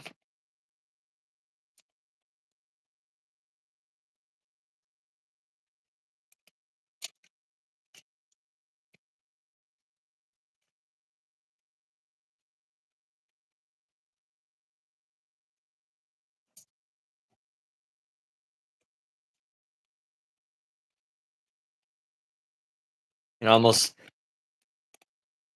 tasting bone marrow almost makes me feel bad because I think like a cow had to be raised so that I could enjoy just one little bit of the bone marrow, or the cat could enjoy just one little bit. I only enjoyed one little bite, but we gave cat a whole marrow. It's awesome. I probably could have taken one too, but I wanted to really enforce the marrow in the soup flavors to take advantage of the marrow. Oh, you gotta really let it soak into the soup. So anyway, let's see what we can do about some painting, huh? Isn't that what we're all here for? Nobody cares about my cooking. You want to see me paint, right? No, it's funny though. The other day on my live stream, it was 1,300 views on my cooking live stream, which I was surprised by because the record I've had for viewers on my painting stream is about 2,000, but that was one out of like 400 streams, right? And so that was shocking to me because, like, should I just quit painting and do a permanent cooking show? It's a thought that crossed my mind. You know? Maybe people don't care about art; they just care about food. Maybe the world is so hungry that they just don't have time for artwork. Someone the other day on what platform was it? I need a bigger brush. Someone the other day on Threads was saying how like artists have to be honest with themselves that art is the bottom of the barrel, right? That art is the when people are looking for art, it's the bottom of the barrel. Nobody really cares about art. It's the very last thing they do. And while I agreed with that, I said instead, quit my day job. Quit my day job. What's up, Don Drill? Don Drill, Don Drill, Don Drill. Don Drill cartoonized himself. Look at that. What is this cartoon? A red diamond on the forehead. I like that. I like the red diamond. Red diamond forehead. Quit my day job. That's a good idea, man. I highly recommend people to quit their day job. But, because times that I have done that is very rewarding and rarely do I regret it.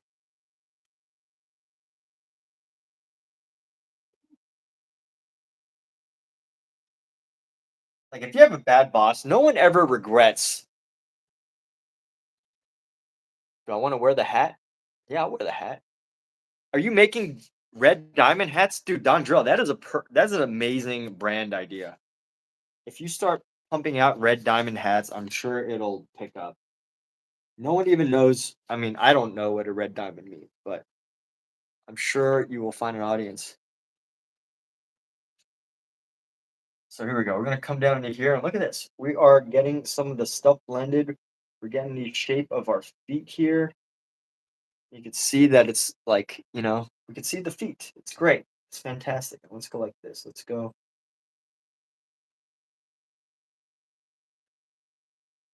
this, and we're just gonna paint this up and get this blended up nicely. I want to give him like a nice cold look.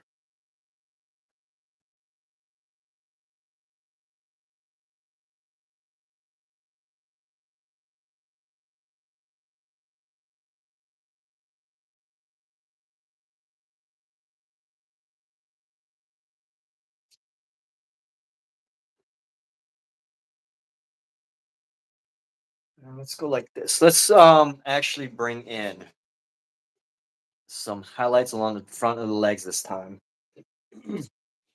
Bring our highlights in, make them look pale and sickly.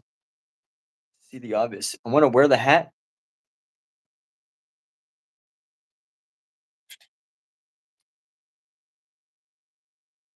Man, yes. Yes, I want to wear the hat. Hat of excellence. Don Drell's hat. All right, let's see here for a second. We got our pink, yellow. I'm gonna go bring this down. So I'll be working on this painting for quite a while. And we still got so much work to do on this painting. It's like every time I work on this, I feel like there's like more work to do. I don't know if that's just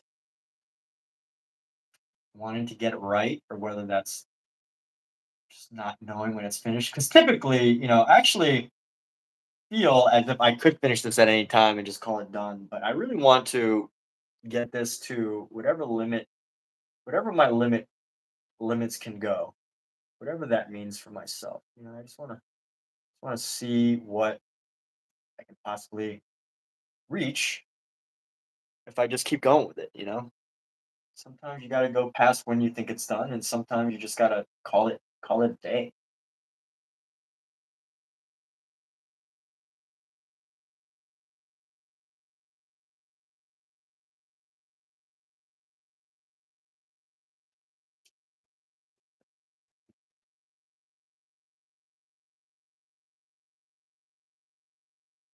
All right, and here we go. This needs to be a bit flatter up. This.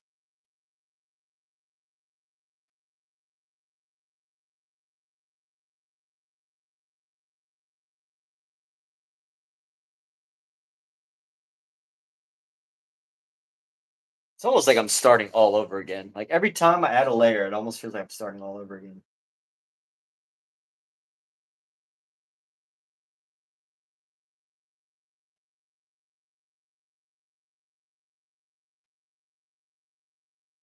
Let's go ahead and just build these layers up here. And same thing on this side, except this side, there's only a layer on the front here.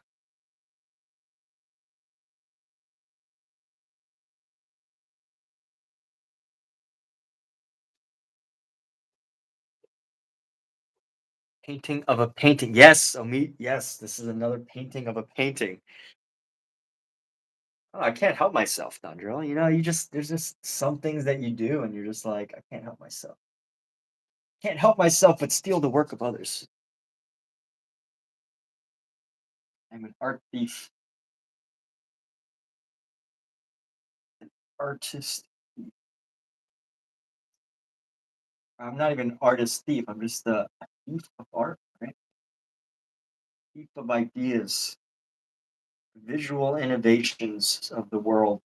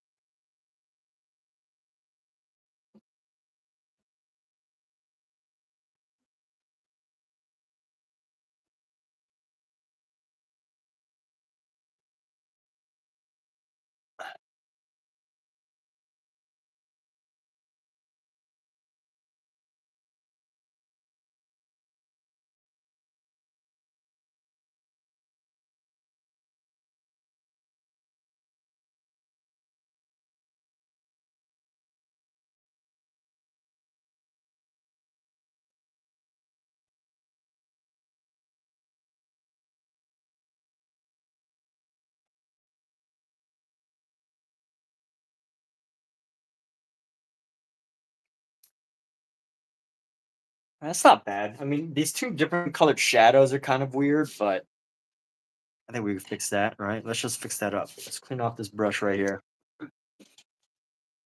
Dondrell was upset about my painting of a painting.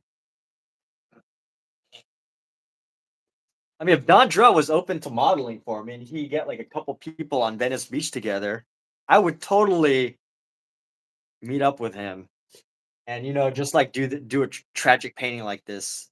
It doesn't have to be tragic like this, but it could be like just absurd on Venice Beach. But it's a lot of work to get people together to be like, hey, will you get around, wait around, and let me take a bunch of photos of you and let me and model for me. Maybe I'm just lazy. I don't know. It's not that much work. What am I saying? That is not that much work. I'm just making up excuses for why I'm doing a painting of a painting rather than truly expressing my own personal brilliance in the way Don Drill might approve of.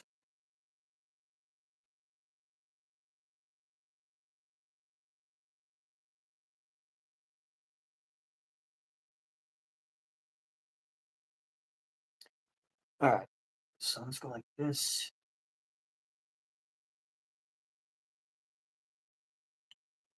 All right, let's go like this. We're gonna come around, and this red is really throwing me off because it's like at the bottom.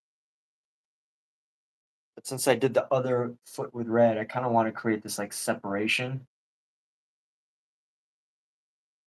of color here. So we are gonna keep this red. We're gonna use this as like a shadow for our feet here.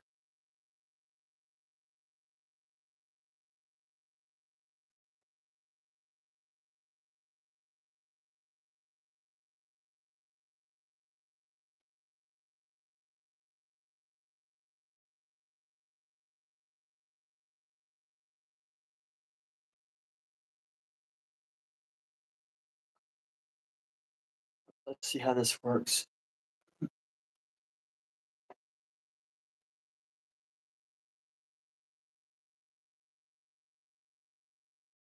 This is going okay. So let's go ahead and bring in this color. And we're gonna go down and brush into our shadow here.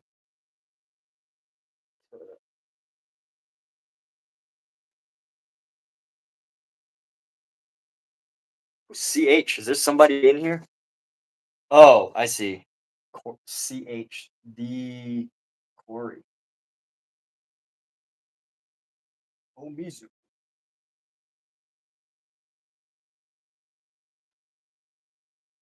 Omizu. Omizu the Great. The GOAT.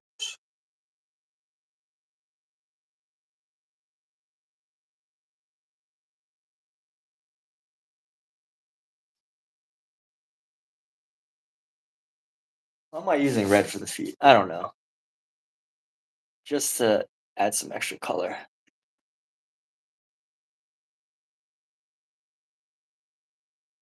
We're actually coming along here. Honestly, except for like some details, I feel like I can actually call this finished. If I really want to keep pushing it, I could, but I also feel like at this current point it's at right now, I could wrap it up and be like, you know what, this is my style, this is how I paint, and that is beautiful.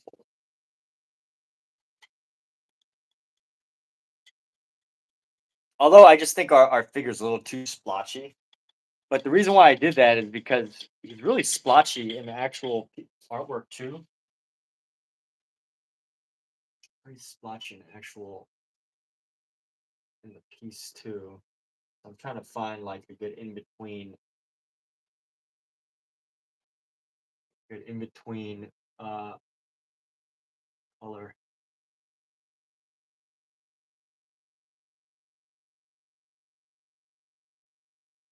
All right, what do we need to do now? Let's tighten up space around our figures. So we're gonna go. Let's find a good brush here. A solid brush. This is a good red dot sable red dot brush.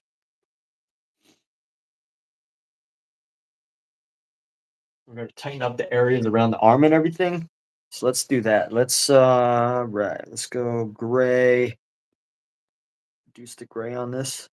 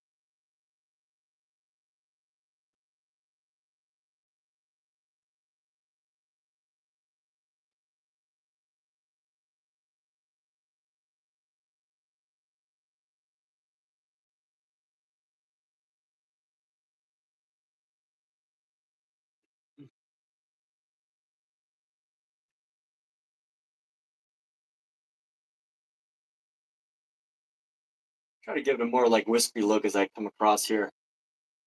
Some wisp.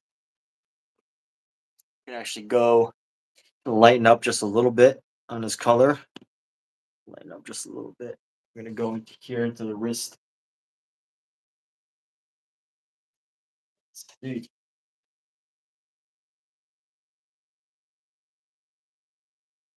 You know what I think is interesting about art as I paint is like, and I feel like it would be really difficult to do this unless you do like monologues like I do in my live streams, is how much I'm able to dig into like my own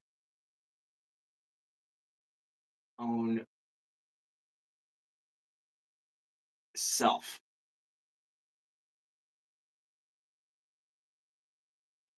Like this is gonna sound like a stoner thought,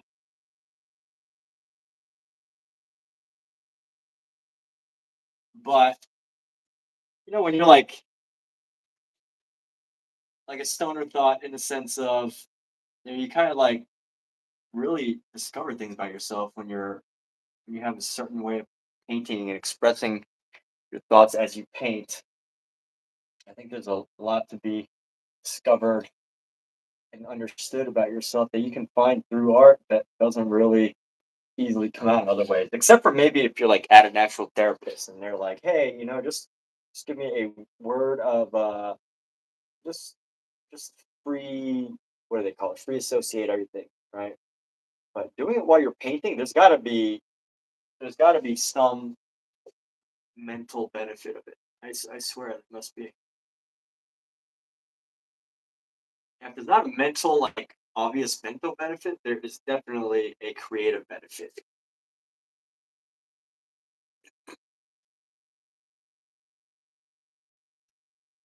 So we got that finger there. Need to tighten up some of the areas within the hand there. Let's see right here.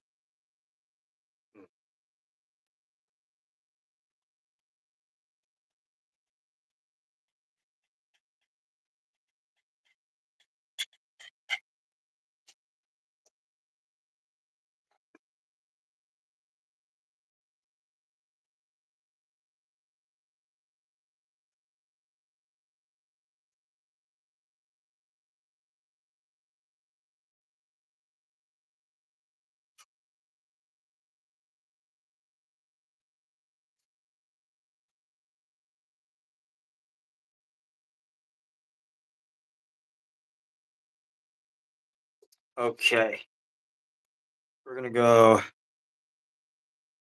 into these clouds right here. At this hand.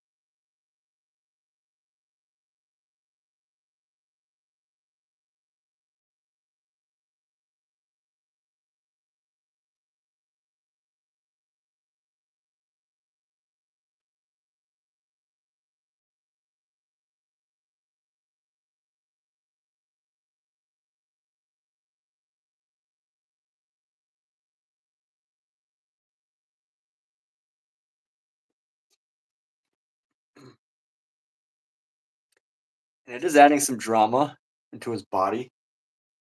Now let's see how I can tighten up the rest of his figure here.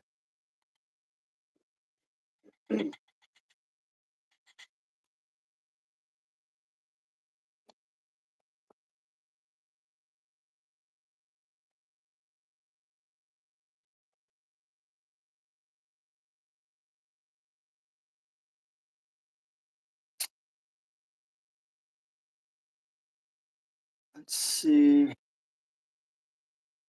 Let's work on the hands. Work on these hands.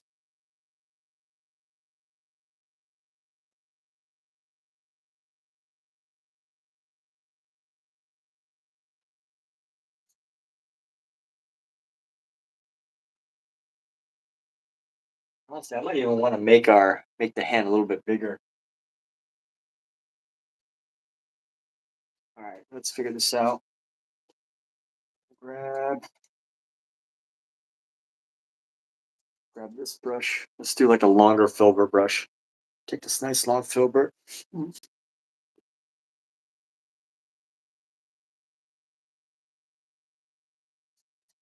No, and take this brush.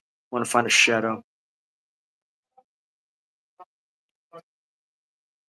We're gonna find our shadows here.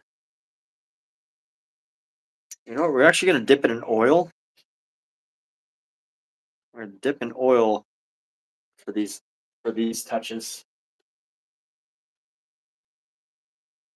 And I'm gonna bring this down. Oh, let's do this. If we don't bring it down, it's gonna be harder for me to reach the hands. You know, I want to be like eye level, arm level right here. We can actually zoom in. Let's do a zoomy here.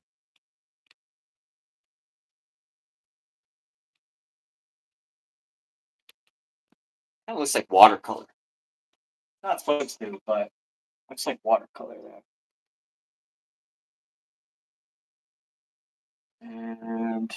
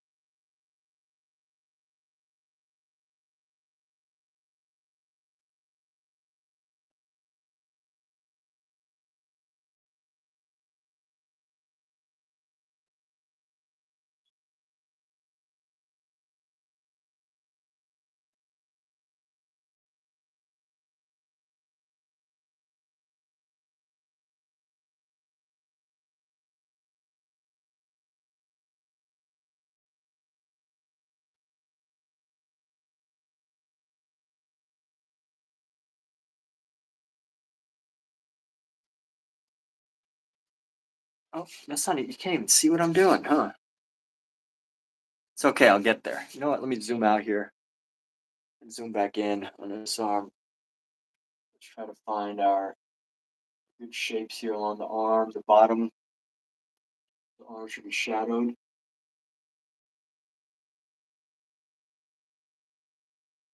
where the light is.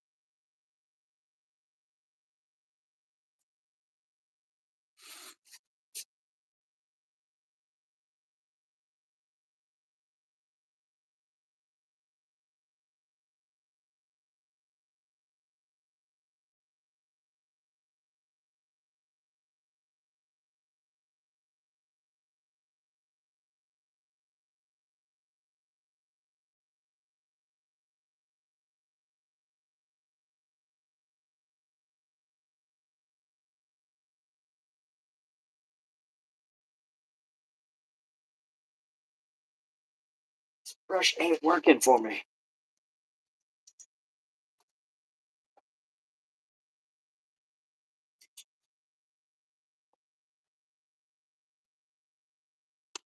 Maybe this one would do better. Oh, here we go. Mizu's gonna save my live stream.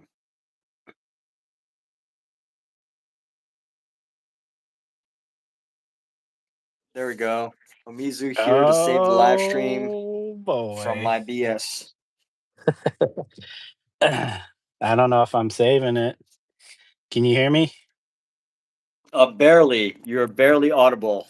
Barely. Really? Yeah, like very barely. My phone is all the way up, and you're just barely audibly audible. Hold on a second. Can you hear me now? Yeah, I mean, I can hear you. You're just barely audible is the issue. Still, huh? Yep. Still. Hold on a second.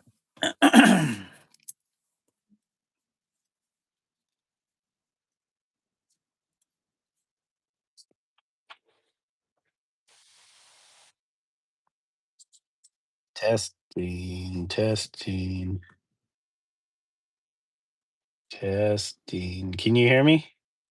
Yeah, I can hear you, but you're barely audible. I don't know if anybody else can. I don't know if any is anybody else alive here? Hold on a Anybody second. out there? Anybody hear me?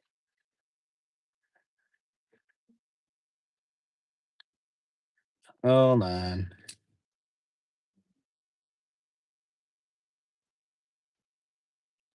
Yeah, I mean, again, I can hear you. It's just not very audible. That's the Where is it playing out of your phone? Yeah, it's out of my phone. Holy Jesus. Where is it playing out? Oh, I can hear me on the stream. You That's just can? you. Yep. Really? It's just me? Yep. It's just you. Maybe Oh, turn up. well, that's Can you weird. turn up your volume? Yeah, my Or volume's all maxed out. My volume is maxed out. But hey, as long I as other people can hear you, yeah, I could hear it fine that's cool. That's fine. on the Everybody YouTube. only needs to hear Omizu, not me. So I could hear it totally fine. I there we go. got my other stream going. Hold on a second. If I can get Omizu it shall going. carry our stream. Oh, I'm here. I'm here to close it out, huh? Yeah, you are I'm the closer. you are What's his name? closing. What's the pitcher for the Dodgers that closed out that last game? What's the what? The pitcher for the Dodgers that closed out that last game against Oh Toronto? yeah. Oh yeah. Yamaguchi or something like that? Yamamoto. Yama something. Yes, he's great. Very, very. The city is very happy with him. I'm gonna be that guy.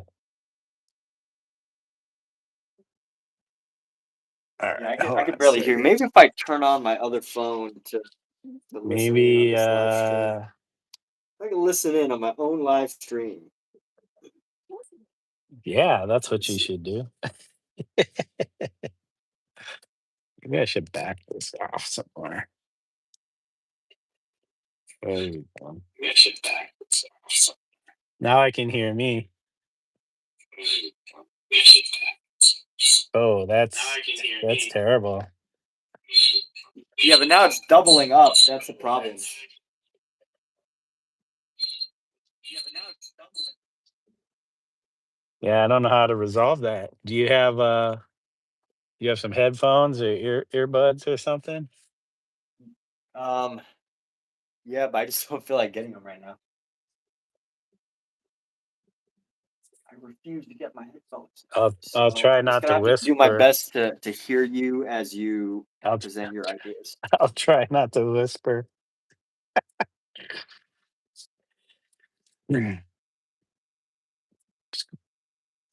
So what's up? Sorry, I would have joined earlier, but then I had to make lunch or whatever, No dinner. worries, dude. No worries. I We all didn't gotta want make lunch once in a while. to every day. Well, that was weird. So Dondra wants to know when you're gonna finish this painting. Never. Oh, is Dondrell in your stream? Actually, he didn't ask that. I was I was just using him as a I think prop. you asked that. I was asking that. Oh, I Mizu asked that. I but I'm sure Dondrell in spirit would be asking that same question. Nah, it looks good. I like where it's going. Thank you. Except Yeah, I mean it's got though, good qualities, it's just a matter of I mean it's got good qualities. I like it too. I just gotta keep working on it. yeah, it keeps evolving. It's hard to tell on the screen because I know uh, these cameras make things look way different. So the colors could just be slightly off. Plus, like the lighting in the room, Yeah. I could tell the camera's affected by you when you turn to look at um your reference. Yeah. Oh, it changes Things every time? well, things get darker, and then when you turn back to the canvas, things start get brighter. Oh, I yeah, I don't think know what that to it do about that. could be like your head, like the lights. I don't know if it's reflecting off you Yeah. into the camera, causing it to adjust. But yeah, I mean, for the most part, it looks pretty good. Are you trying to give it more contrast? I see you're working on the arm there. I'm not trying to give it more contrast. I'm really just establishing a more consistent color. That's what I'm Ah, working on now.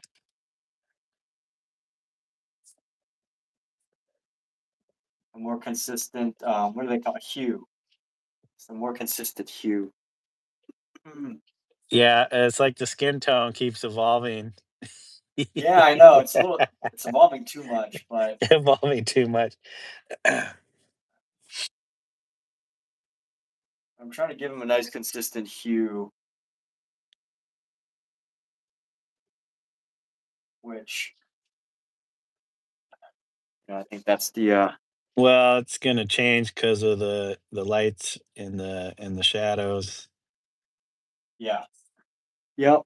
That's an You issue just need too. to start with the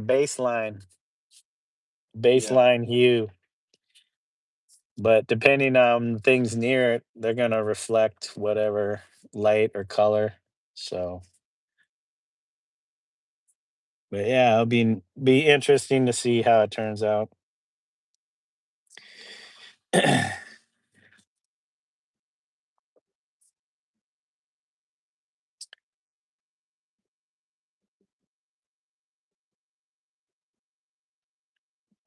We got let's see here.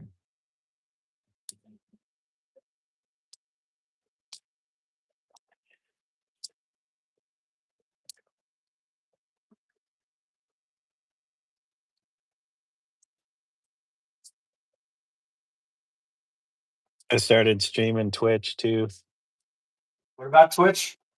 Started streaming on Twitch too. Yeah, how's that going? Well, I'm trying it because the other day I did it. I streamed to YouTube from OBS. Yeah, I got 10 views. on YouTube. Yeah. So you feel like So Twitch is better for you? no, no, no. If I stream through the software, Yeah. because it's not horizontal or vertical, it's horizontal. It's YouTube's not going to push it. So if I just set up my phone and stream my screen through my phone, I can get the YouTube views, but then stream to Twitch from OBS because Twitch doesn't care, Oh, cool. as far as I know. So I Sounds about right. take advantage of both. Yeah, because most streams on Twitch are like horizontal, Yeah, I mean Twitch. or or people are Twitch is going. one of the ways. One of the ways to go. Yeah, are you still doing Twitch? No, I didn't set up my other phone for this, so I'm just Just painting today. I'm not. just just solo YouTube. Yeah, just soloing up, or not solo YouTube.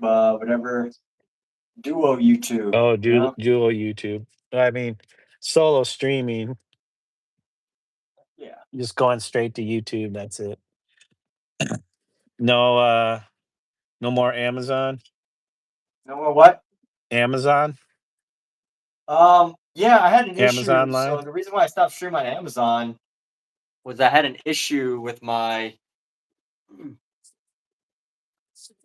streams. Like the browser, while I'm streaming, the Amazon browser pops up in the middle of my stream. So that's why.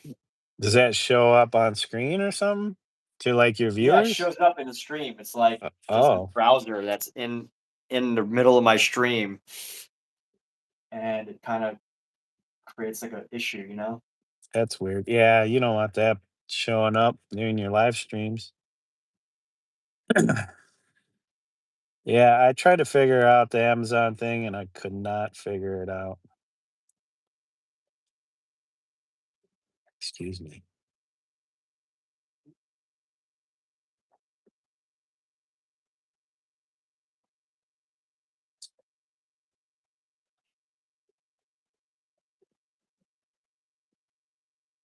Okay.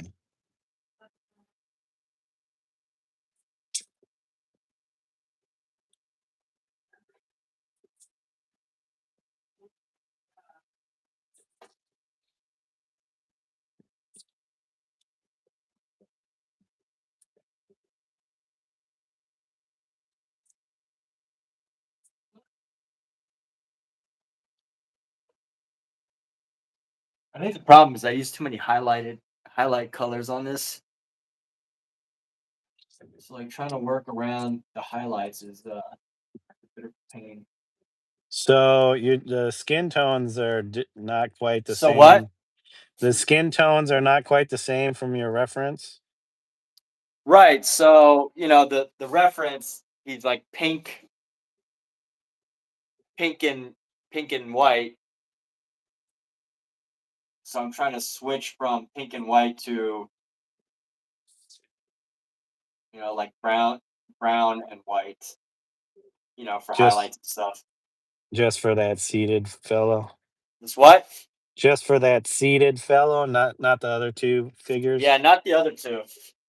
But I like, I wanted to challenge myself and change something in from the original.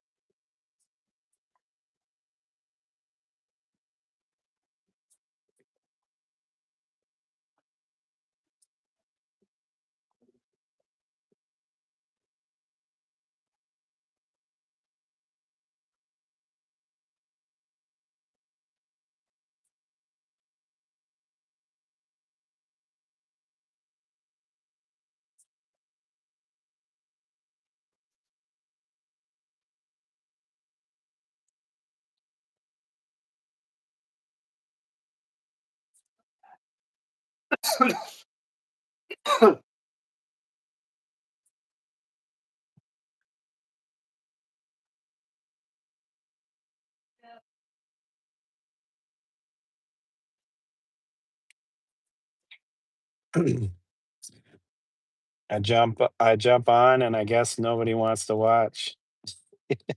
You're what? I said I jump in and nobody wants to watch. Yeah. What happened, Omizu? What do you? I just ruin a stream. I I come in and I ruin the stream. No, I think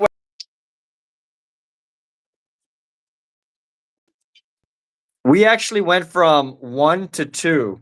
We went from 1 to 2. So, hello? Can you hear me? I can hear you. Oh, I think I just increased your volume. That's cool. Oh. Oh, I can hear you now. All right, perfect.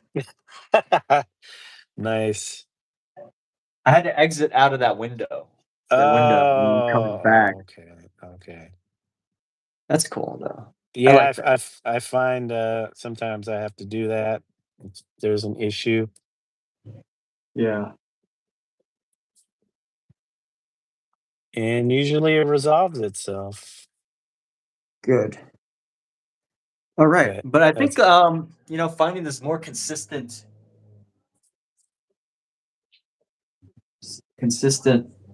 glaze is really helping a lot for what we're looking to do.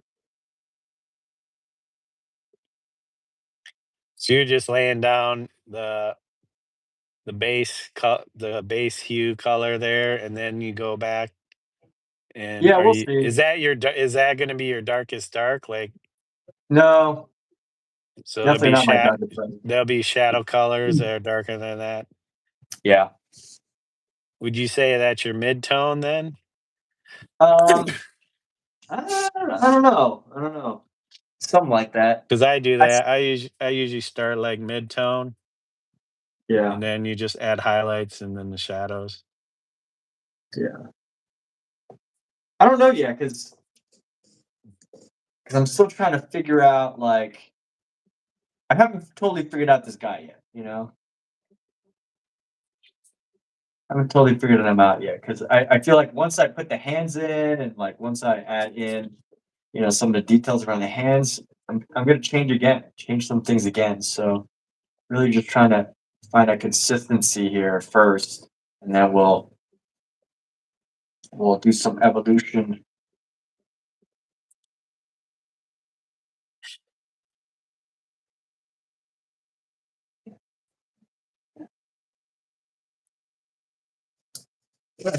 I think the consistency actually is more consistent now, which is great. So we're moving along. And then right here, I want to add a nice shadow here.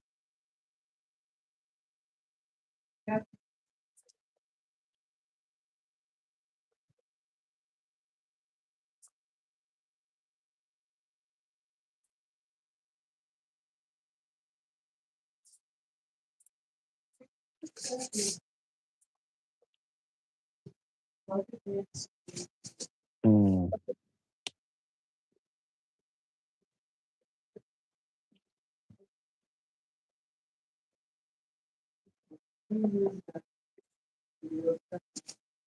Let's see. Ah, it looks so flat. All right, whatever. Let's get into the fingers. Let's tighten up these fingers. Right now is a good time to tighten up these fingers when I'm, not overly stimulated right now. Don't be talking about overstimulation on the stream. Oh, yes. All right, let's see. We're gonna do this. I'm gonna have me a little chocolate chip cookie. Nice. Oh, it almost ended up on the floor. Not the chocolate It's chip uh, cookie. it's a Mimi's crispy cookie. It's a keto, Keto? choc Are you on a zero diet? keto cookie. Are you on a diet? We've been doing keto. So that's a diet, right? What's that? That's a diet. I guess I don't know. Oh, okay. I guess if you're trying to lose weight, keto. That's the thing. Yeah, Cool. just trying something different. Yeah, that's great. Awesome, dude. Awesome.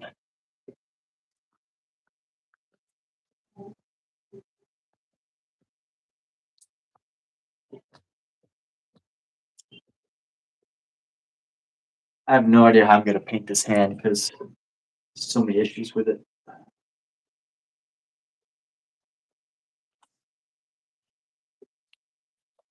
Wouldn't the palms be light? Huh? It's not Wouldn't the palms. p- It's the top of his yeah, but hand. you'd see kind of like on around the edge of the Oh yeah. I you see would what you're see a saying. little lightness. So you don't want to. I don't think you want to make that whole thing dark. But if you got your way of Are doing you? things, so I'm not gonna say nothing. Yeah, yeah, yeah. I hear what you're saying. Oh, got old school Dave in the house, double cast, yeah, Double cat, old school Dave. All right. There we go. simultaneous. We about to get down and dirty. You know what would be cool is if you somehow were able to get Dave on your stream, Is and we that could just even kind of. is that even possible? I don't think so, but I mean, I guess Would it it everything's would possible. split my screen in half and Yeah. Emmett wants a Q&A with Dave. He wants to find out all the dirt. Dave, Yeah.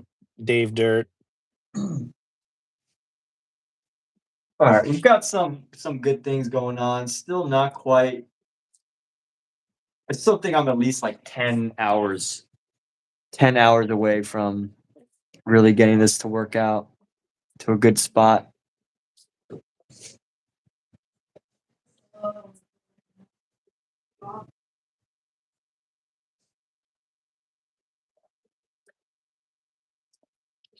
What does Dave say? Woo wee. Dave Uh, says, woo wee. I need some highlights. So let me try to find. I'm gonna try to add yellow highlights onto the hand. Yellow and white. Let's go yellow, dark yellow, white. And try to find these highlights here. I Just think for the that was sake. Dave honking at you. Oh, I'm just kidding. Dave's following me. Dave's outside your house right now. You know, my biggest fan, Dave. No, he's my biggest fan. Just What? kidding. Dave? Dave's all up in my channel. Let's fight over Dave. Dave likes that. Dave likes that. I'm surprised Kate's not up in here. She must be at work though. She has stuff to do. Kate has a job now. Yeah. Oh, she does? Cool. Yeah, you didn't see that in the last stream?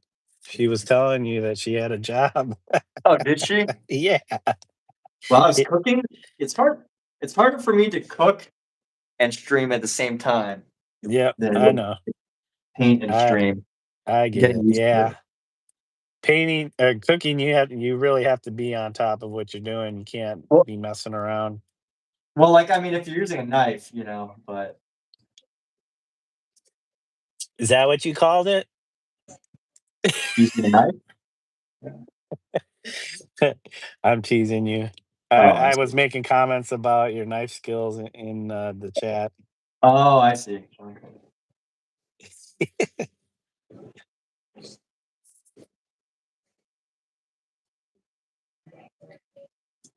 Yeah, exactly. I was, like, worried about you cutting yourself.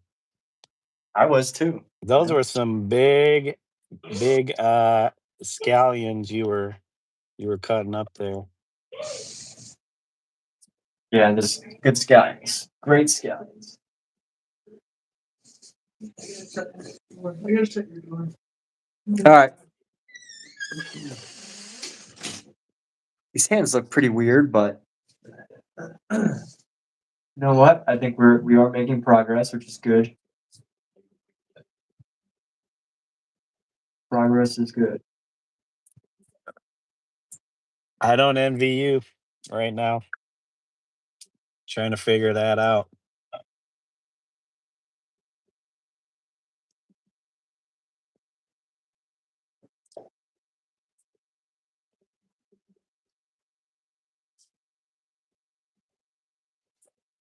This right here, this is me watching you. You're doing the doggy, the dog. This is me watching you. I got tears in my eyes. Oh, yeah, man. No, this is fun though. I like. You know what? I think a problem that I have is that I like actually, fixing things so much, right? Like it's a reflection of what I like to do, right? As opposed to getting it perfectly right the first time and saving myself hours.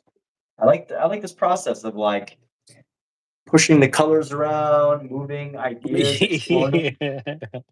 I totally I kinda see that.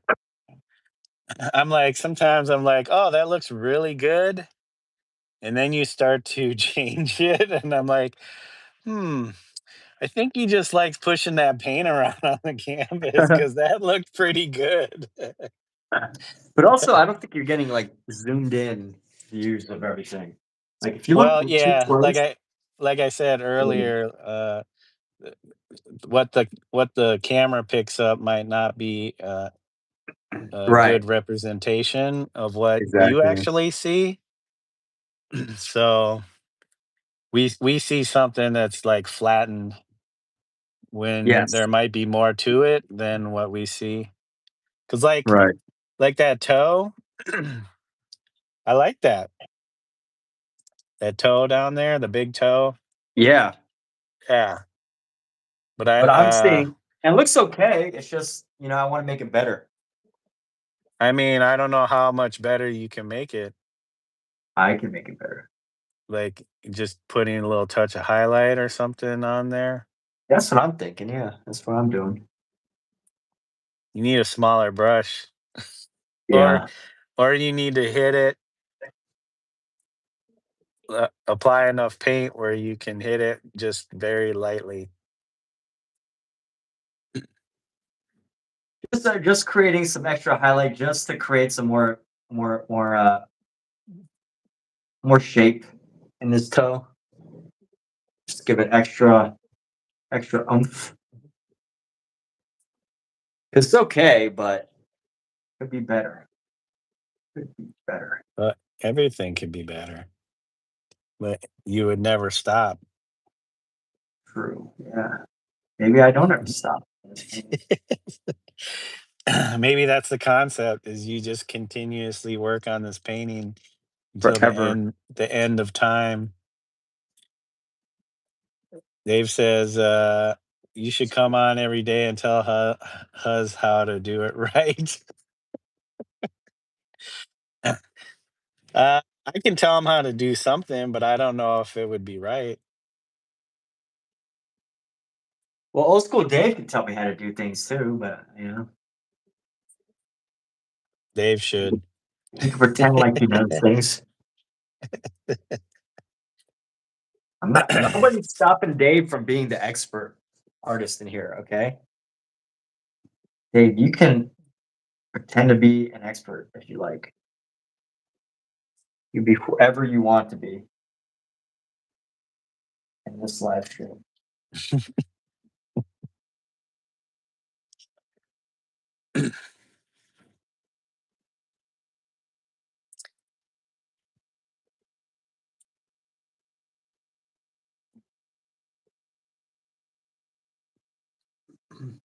I'm trying to figure out what I'm doing.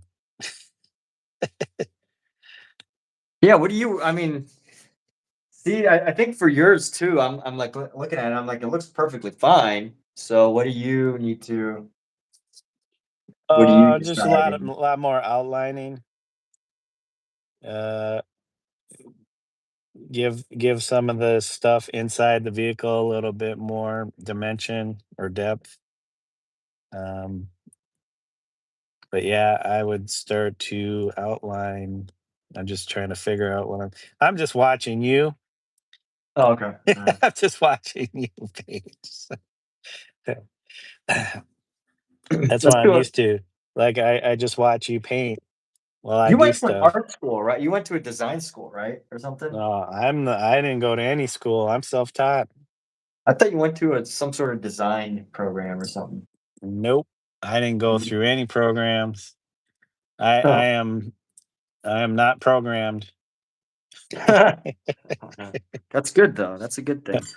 All of mine is knowledge comes from just doing, That's awesome. just practice, As putting it should things into be. practice. A lot of failing. Actually, everything I've done so far has been pretty much like a masterpiece. At least how I approach it. It Sure. doesn't necessarily mean it's a masterpiece. It's just how I approach it. Yeah. I'm sure You you kind of feel the same way. You just do something, you go at it with a certain g- amount of gusto, like, you know, what I'm going to do is going to be pretty much on par with a masterpiece. Whether that's actually happens or not, that's a whole nother case. right. Dave is the judge, the ultimate judge of masterpieces. Well, eventually you do start making better stuff. Like Isn't that right? one of my other streams, somebody asked me, uh, when did I create my first masterpiece? And I'm like, man, that is a very good question. So I went through uh, my little catalog, and I would say after about 5 years was when I did something that I felt like I could say I call that like a masterpiece. Now, That's was cool. it a masterpiece? I don't know. I look at it now and I'm like, oh, I could have did this differently. I could have did that differently. Um, because I'm in a whole different place in my ability Right. as an artist. So it's always gonna change and evolve, but it's just doing. But yeah, about 5 years, I was like, okay, that looks pretty good. I mean, there are some pieces I did early on that were decent. You could definitely tell that this person enjoys painting. Hmm. So, but whether it was good or not, that was a whole nother question.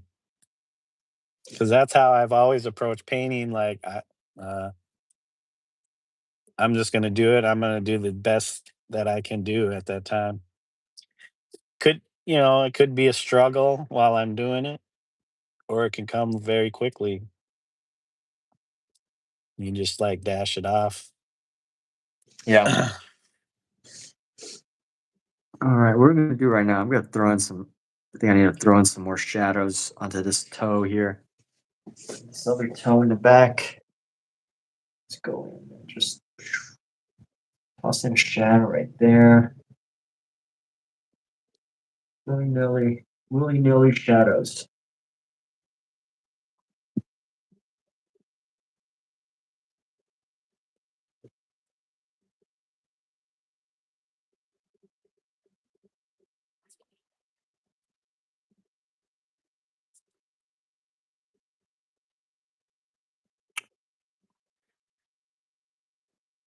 think I'm still Oh trying to yeah. All right. still haven't fully managed to get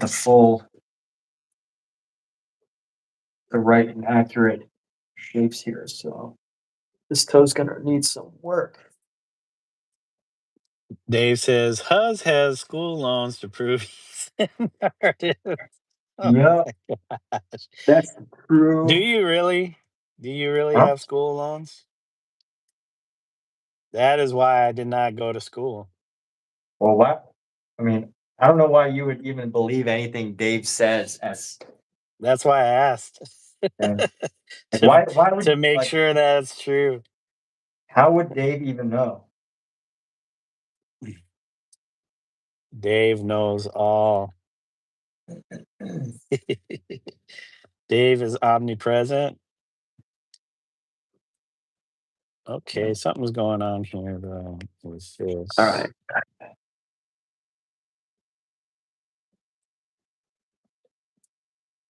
let's Um, go like this. there we go. I'm just gonna have to work on that foot a little bit more, but let's also now one thing I'm gonna do is I'm gonna go try and separate our toes from the foreground here.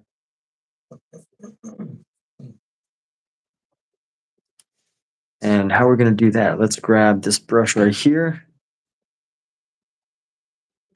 Okay, hold on, guys. Dave is number three. Number three. That's pretty good, Dave. Good job becoming number three. You should strive for number one, Dave. I highly recommend it. Being number one is a worthwhile achievement. Oh, he could take number one spot, no problem. I'm not even in the chat anymore. There you go, Dave. He's not your competition is not even trying. This is the one time you can easily grasp number one spot. Kate's not here. Dave doesn't Dondrell. want Dave doesn't want number one spot. Well, you might get it anyway, Dave's gonna get the number one spot. whether you want to or not. Sometimes the number one spot comes to you, you know? First, he has to surpass Dondrell, the number two spot. I mean, that doesn't seem too out of Not achievement, unattainable. right?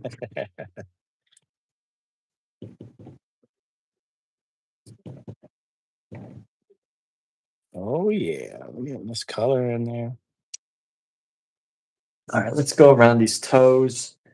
I'm just gonna go blend this in here.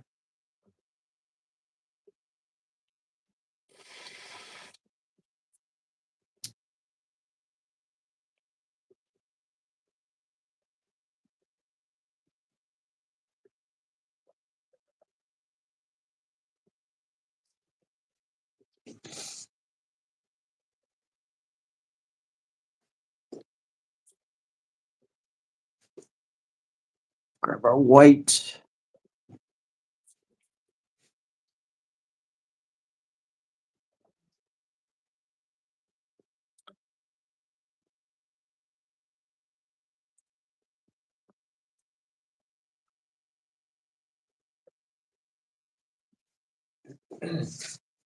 And this toe's not long enough, so got some editing to do, but we'll do that another day because this toe's too wet right now.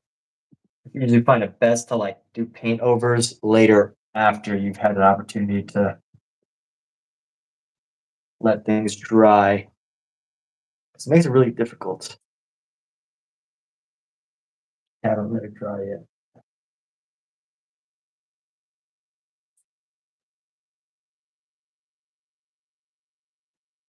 Let me grab a big brush. I think I need to use a big brush for this. Agrees, Grimley's Dave's favorite children's author. OP's a close third after Lisa Frank. I appreciate that I'm even on that list. There you go. Like up in the Misu. ranks. I'm still a noob when it comes to this.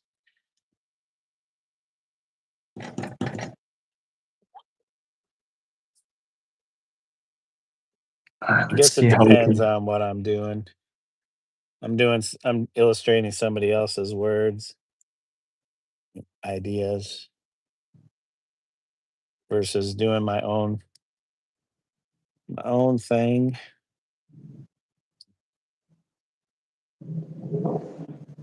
Okay, there was something in here that I was missing.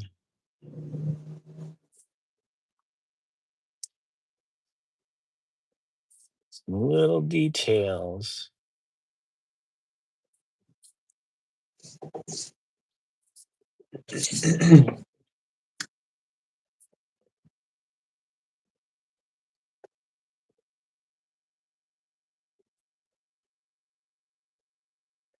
As much as Dave trolls, at least Dave has good taste. They say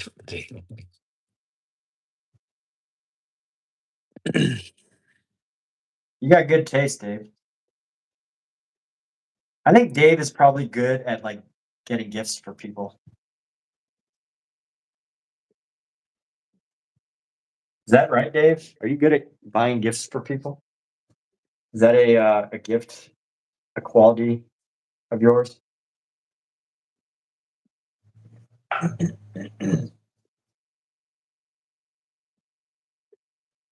gonna give my painting some more painterly strokes around on the sides and stuff. And let's see right here. But yeah, we could dull this down just a little bit, just to blend it like right into here. Let's see. Dave says not good at much. Oh, Dave. Dave, pick one thing in your life, anything, and just go get good at it. Be anything. You need to be good at everything. Yeah. Well, I mean, that might be, asking a lot of anybody, but if you could be, just gotta pick one thing, bro. Don't say that. Don't come in here with that negative, "I'm not good at anything" stuff. No place for that, man. No place for that.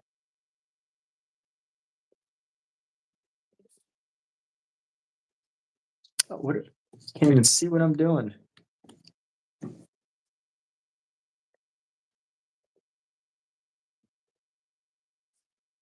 What's going on here? Shit, speech back.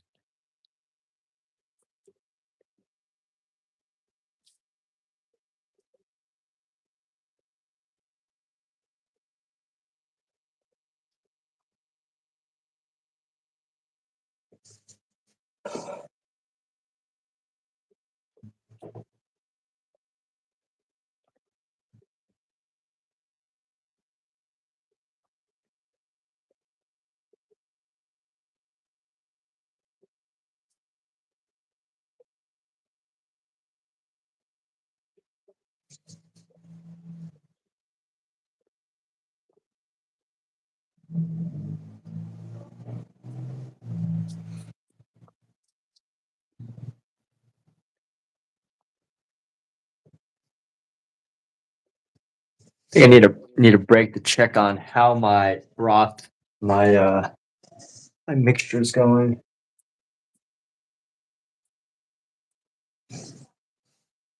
All right, let's see. Also, what's up here? Right, let's go.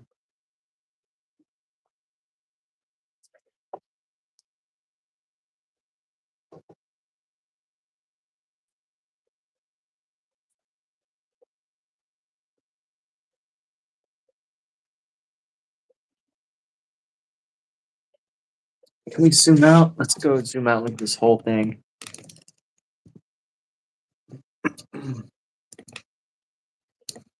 Yeah, see, the skin tones don't match from the body to the foot, and I think that's what I keep kind of messing up on.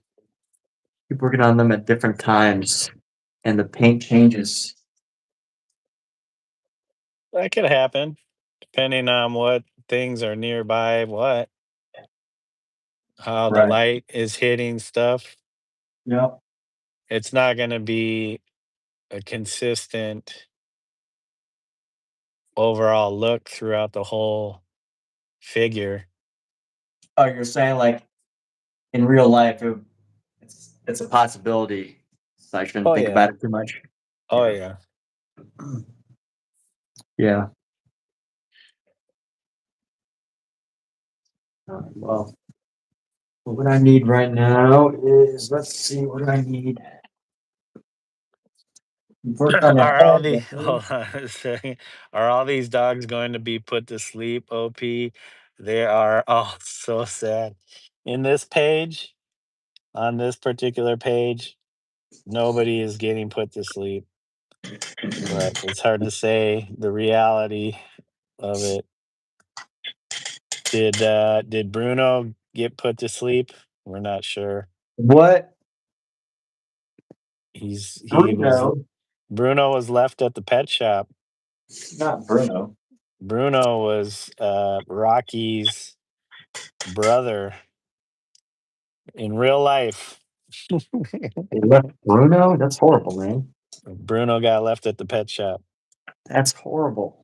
He's only in 2 pages, and then you never hear about Bruno ever again.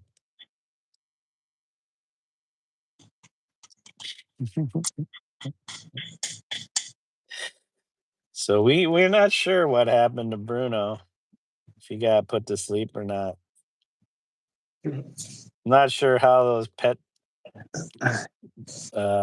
pet boutiques work out. If the dogs don't sell, do they go somewhere? Do they get That's a good, sent off? Do they that's a get good sent question. off? They get sent off to the big dog house in the sky. Well, yeah, that's usually what happens. All right, let's try to get these colors to match here.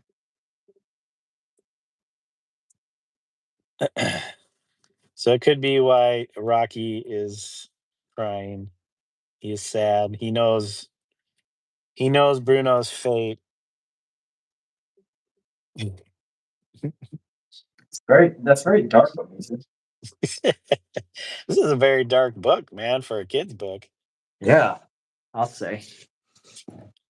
That was the first thing I thought. I'm like,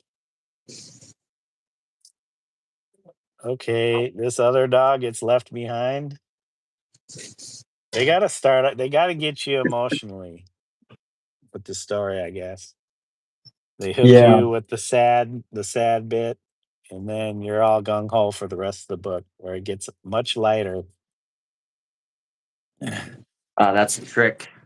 That's the trick. Okay, so we're gonna go into here, and there's these like little highlights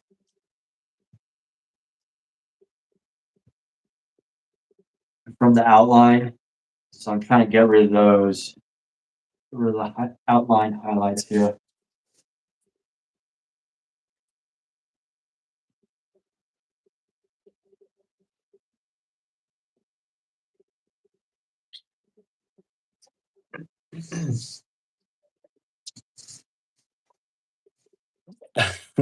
Let's see what David. Bruno needs a mange bath. Yeah, he's looking pretty mangy. It's just Yeah. his coloration. Is that on purpose? What? No, that's He's just really- his skin coloration and pattern. See okay. if you look at the previous page, I might have to tone it down a little bit, but Yeah.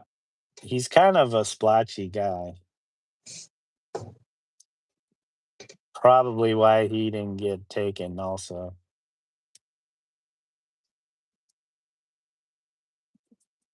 Man, this is quite slow. I feel like dogs that have markings like that though usually are the first ones to get taken. Well, Rocky is pretty much kind of all gray or maybe what they call blue. Oh yeah. So yeah, so this is my represent. This is my rendition or version of Bruno. So he's kind of spotty. He's a spotty boy. He's got character. I should do a spin-off book. What happened to Bruno? Yeah. Spin-off story. That'd be like a that would not be a children's book though. Yeah, it would have to be a dark graphic novel. Um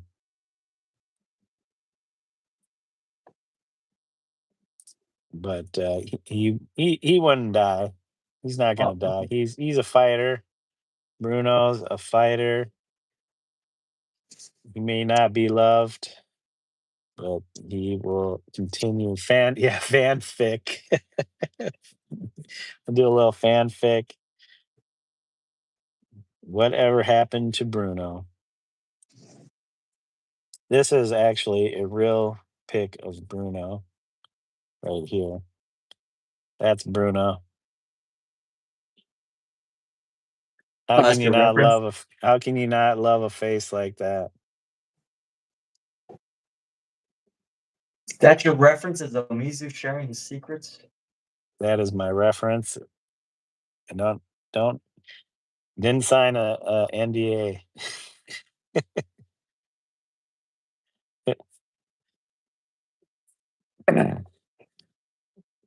Yeah, Bruno's a cutie. I don't know where they got that pic though. Maybe he got saved. I don't know. It looks like he's just hanging out in some grass. So he's probably living it up somewhere.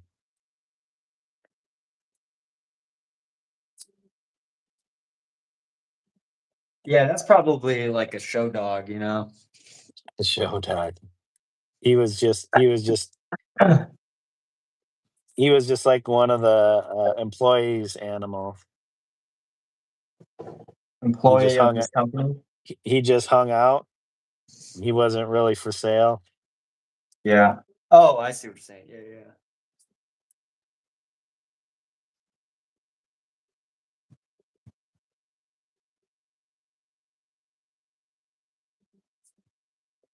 Oh, what is this thing doing? Okay, that's funny. That's funny.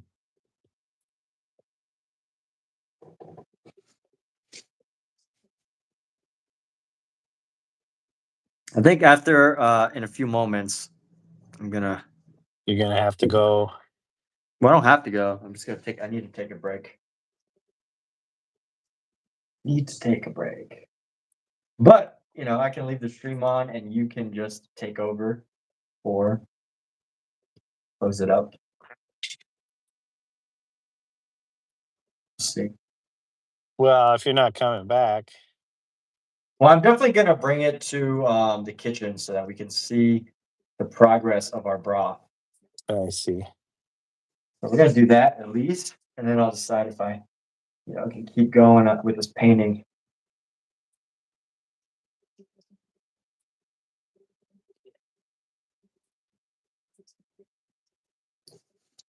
I want to reduce the color here.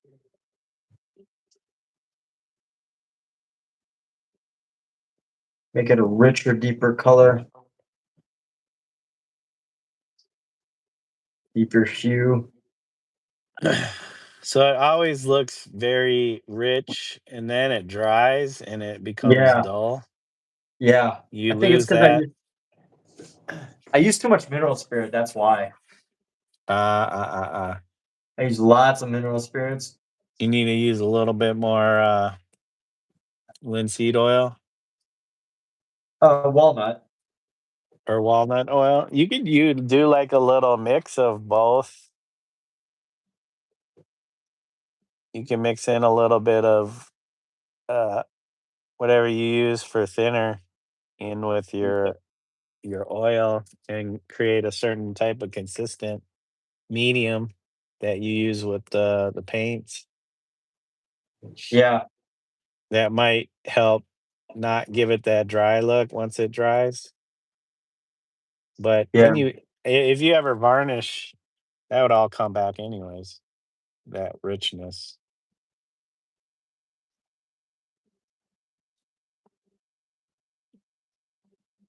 Let's see what Dave says. uh,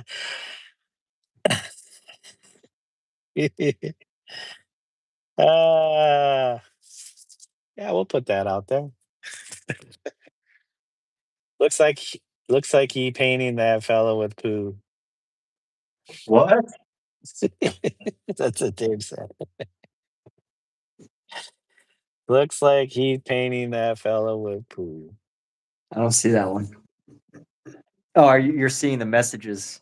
Yeah, his message. Uh,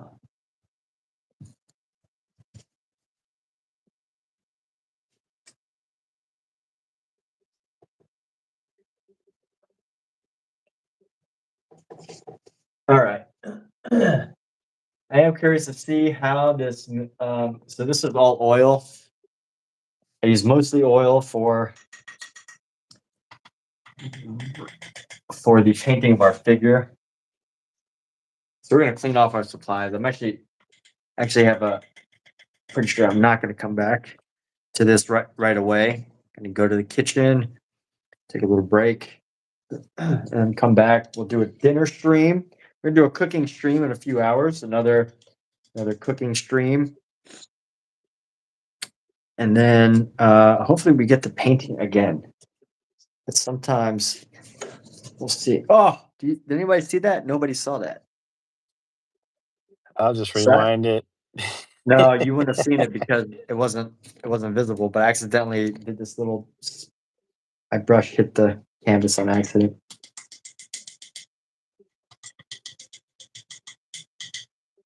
I thought maybe So now, you had a fumble moment.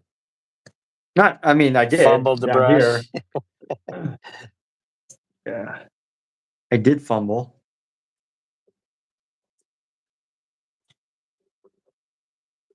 Those are my best highlights What? when I fumble the brush. Actually, I only have one highlight of me fumbling the brush. But that's the best one. That is the best one.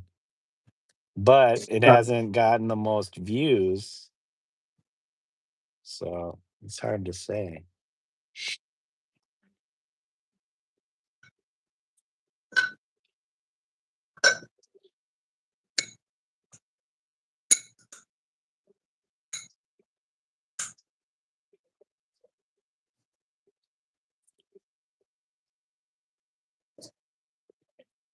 Okay, closing up supplies. Not the best part, but very important. Very important to close up supplies to keep your paints wet. And what am I using? Let me show everybody. This is probably one of the important things in my whole kit, except for everything else. Right? We got brushes, we got oil, we got mineral spirit, we got jars, we got canvases, we got references, we got time, we got all these things. A mic, got this stand for filming, a lot of things. But this is one of those things. Massive soon sealable palette. So you can seal your oil paint. And with oil, they work really well with oil paints. I don't know how they work with acrylic, but oil paints, depending on the quality of the paint or the brand, you can keep them for an extra up to 3 weeks, I would say, which is a lot. But some paints they dry out in 2 or 3 days, no matter what. But you can get an extra week or two sometimes. All right, let's go back to the kitchen and take a look at our broth. Let's see how that's going. And we're not going to come back to painting, but until later. But it's good to go check up on things. So let's do that real quick.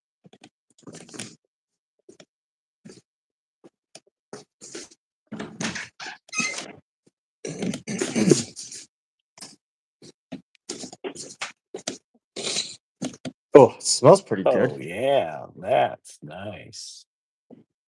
It smells pretty good. Let's go. Oh, it's simmering on really low, which I don't think is good. There has to be some bubbles going. Otherwise, right? There has to be some bubbles, some sort of disruption in the surface of the water or the liquid. So pull this up right here.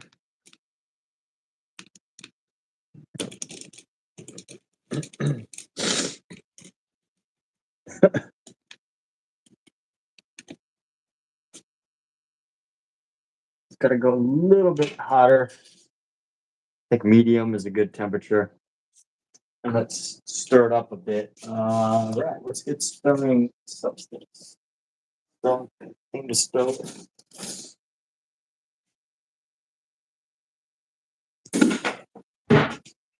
That's something earlier. That's your bone broth. Yeah, Nice. it's not simmering. It's just kind of like on a low heat, which means I got to turn it up. Oh yeah, you gotta turn it up. You make broths?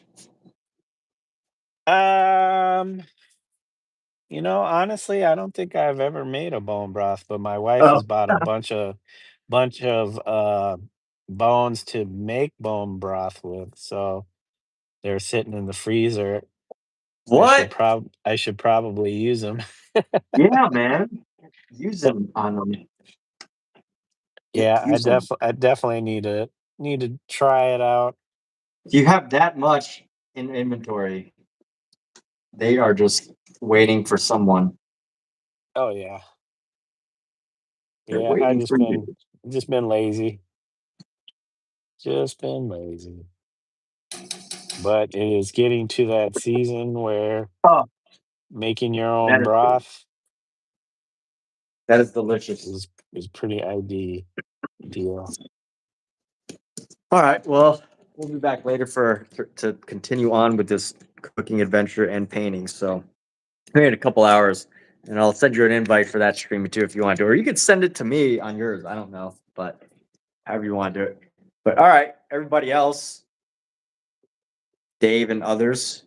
Have a good night.